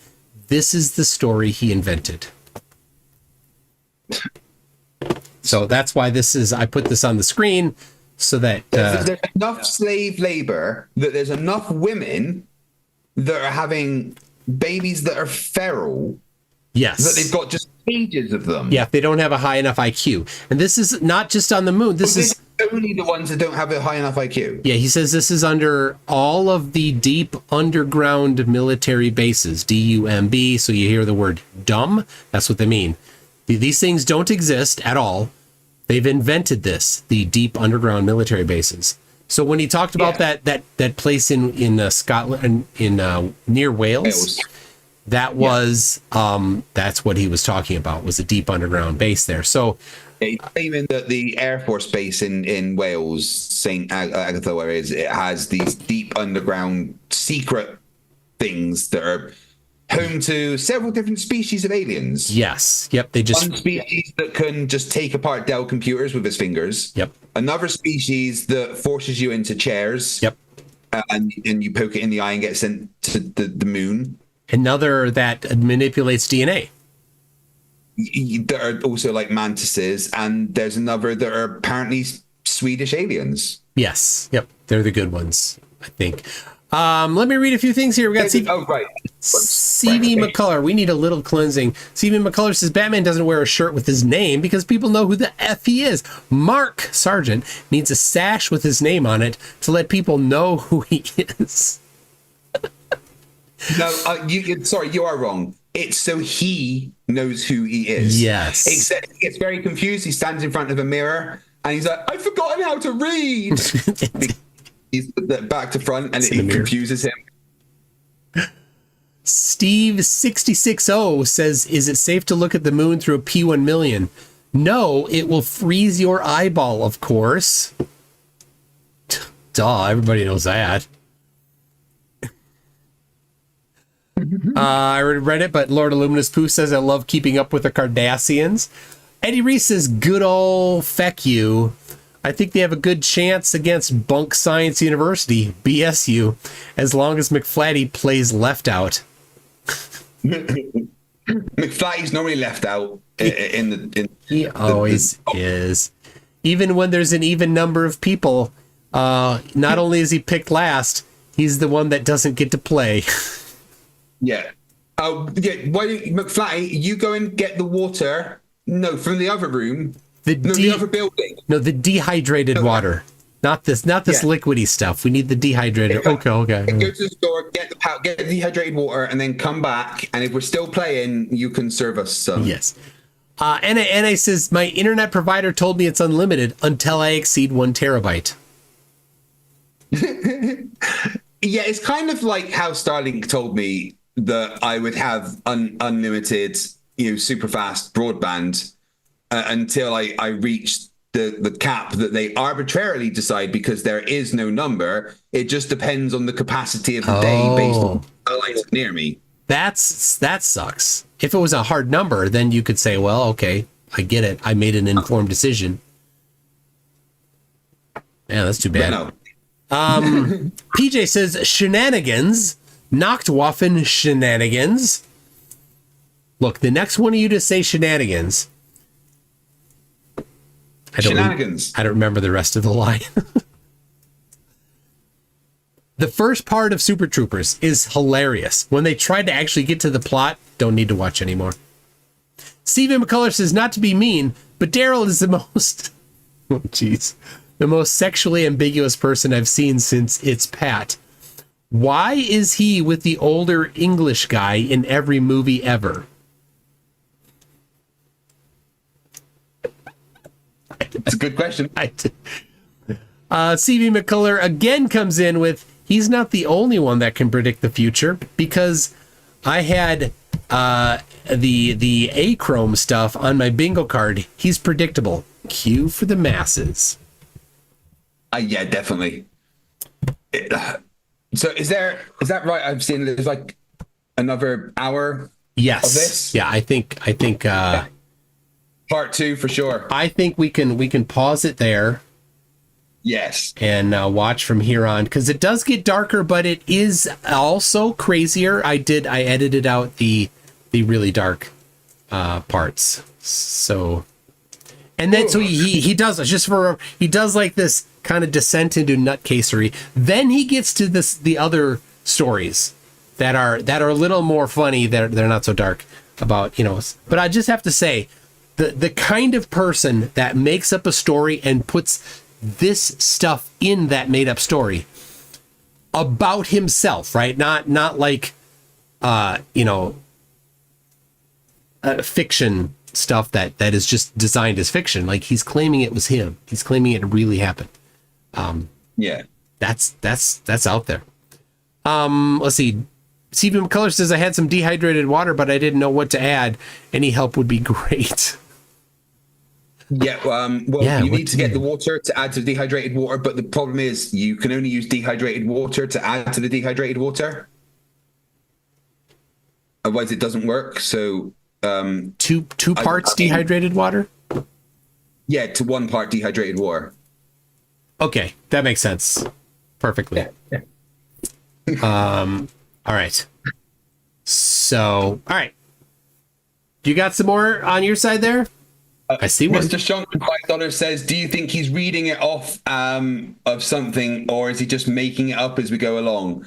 I'm pretty sure he's got notes. Yeah. But I'm also pretty sure that he is making up a bunch of it as he goes along. That's what all the little details are. All the little details are the things that he's just making up as he goes along. But this isn't the first interview that he's had. I found about 10 of them. I haven't watched the other ones to see if it's consistent, but in this community, your lore needs to be consistent. Yeah. Right?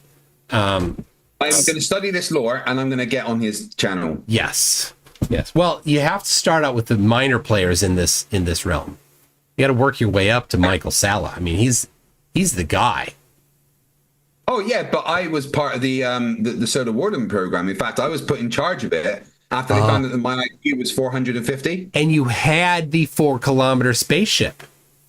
Yeah. Yes, I don't know. If you shoot too big, they might turn down the 4-kilometer spaceship. The thing is, they don't just offer the 4-kilometer spaceships to anyone, right? And if when you're offered the 4-kilometer spaceships, you turn it down, you're actually put on a blacklist, and then you're not allowed to know the real things that are going on. And you kind of get sent to the moon mines and that to kind of be kept in the dark slightly. Yeah.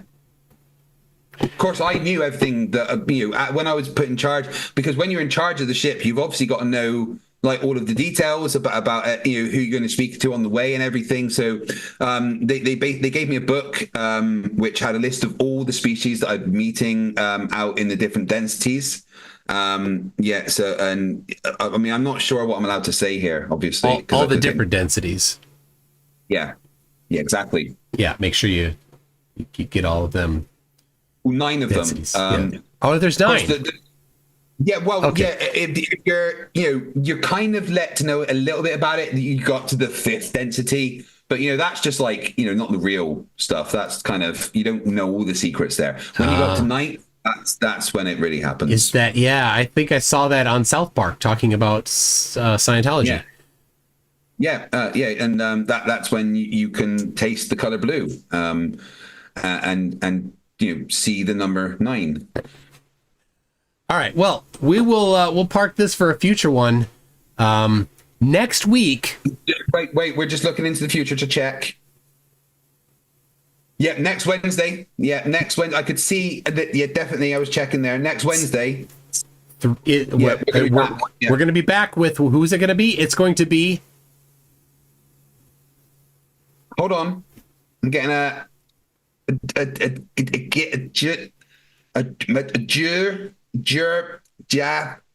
Joe Hill. Joe.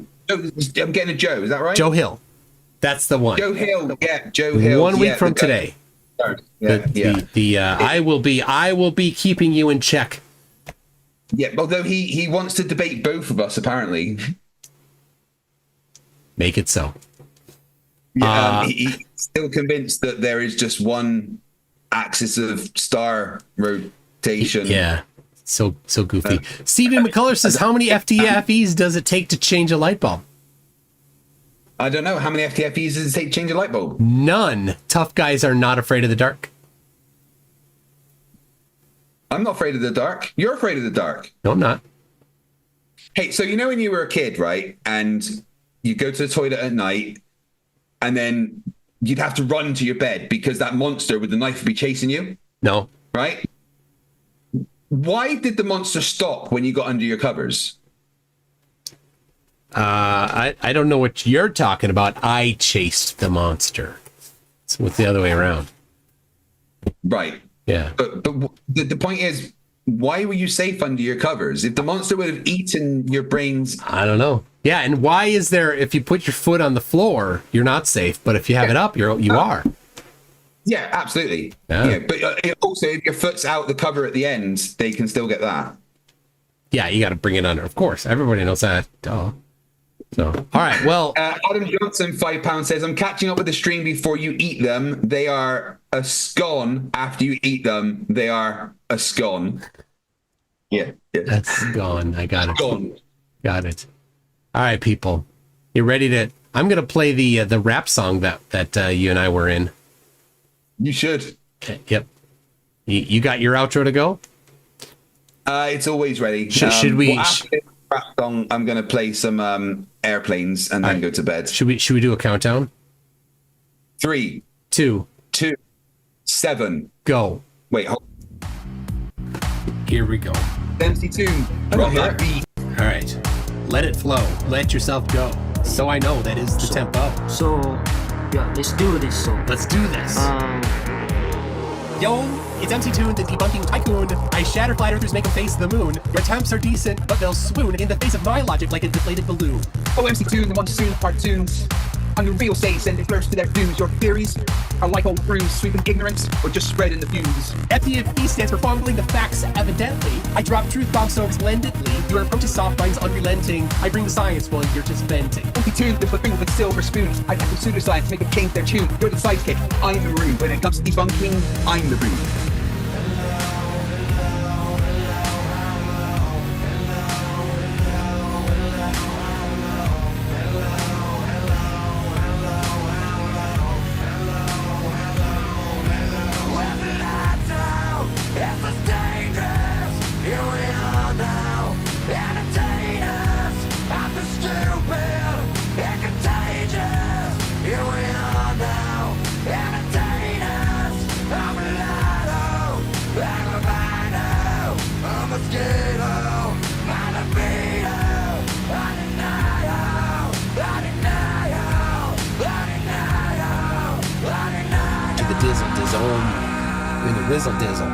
But hey, FTFE, we share the creed to educate and debunk the plant the seed. Though in this rap, it's clear indeed I've got the upper hand than word indeed.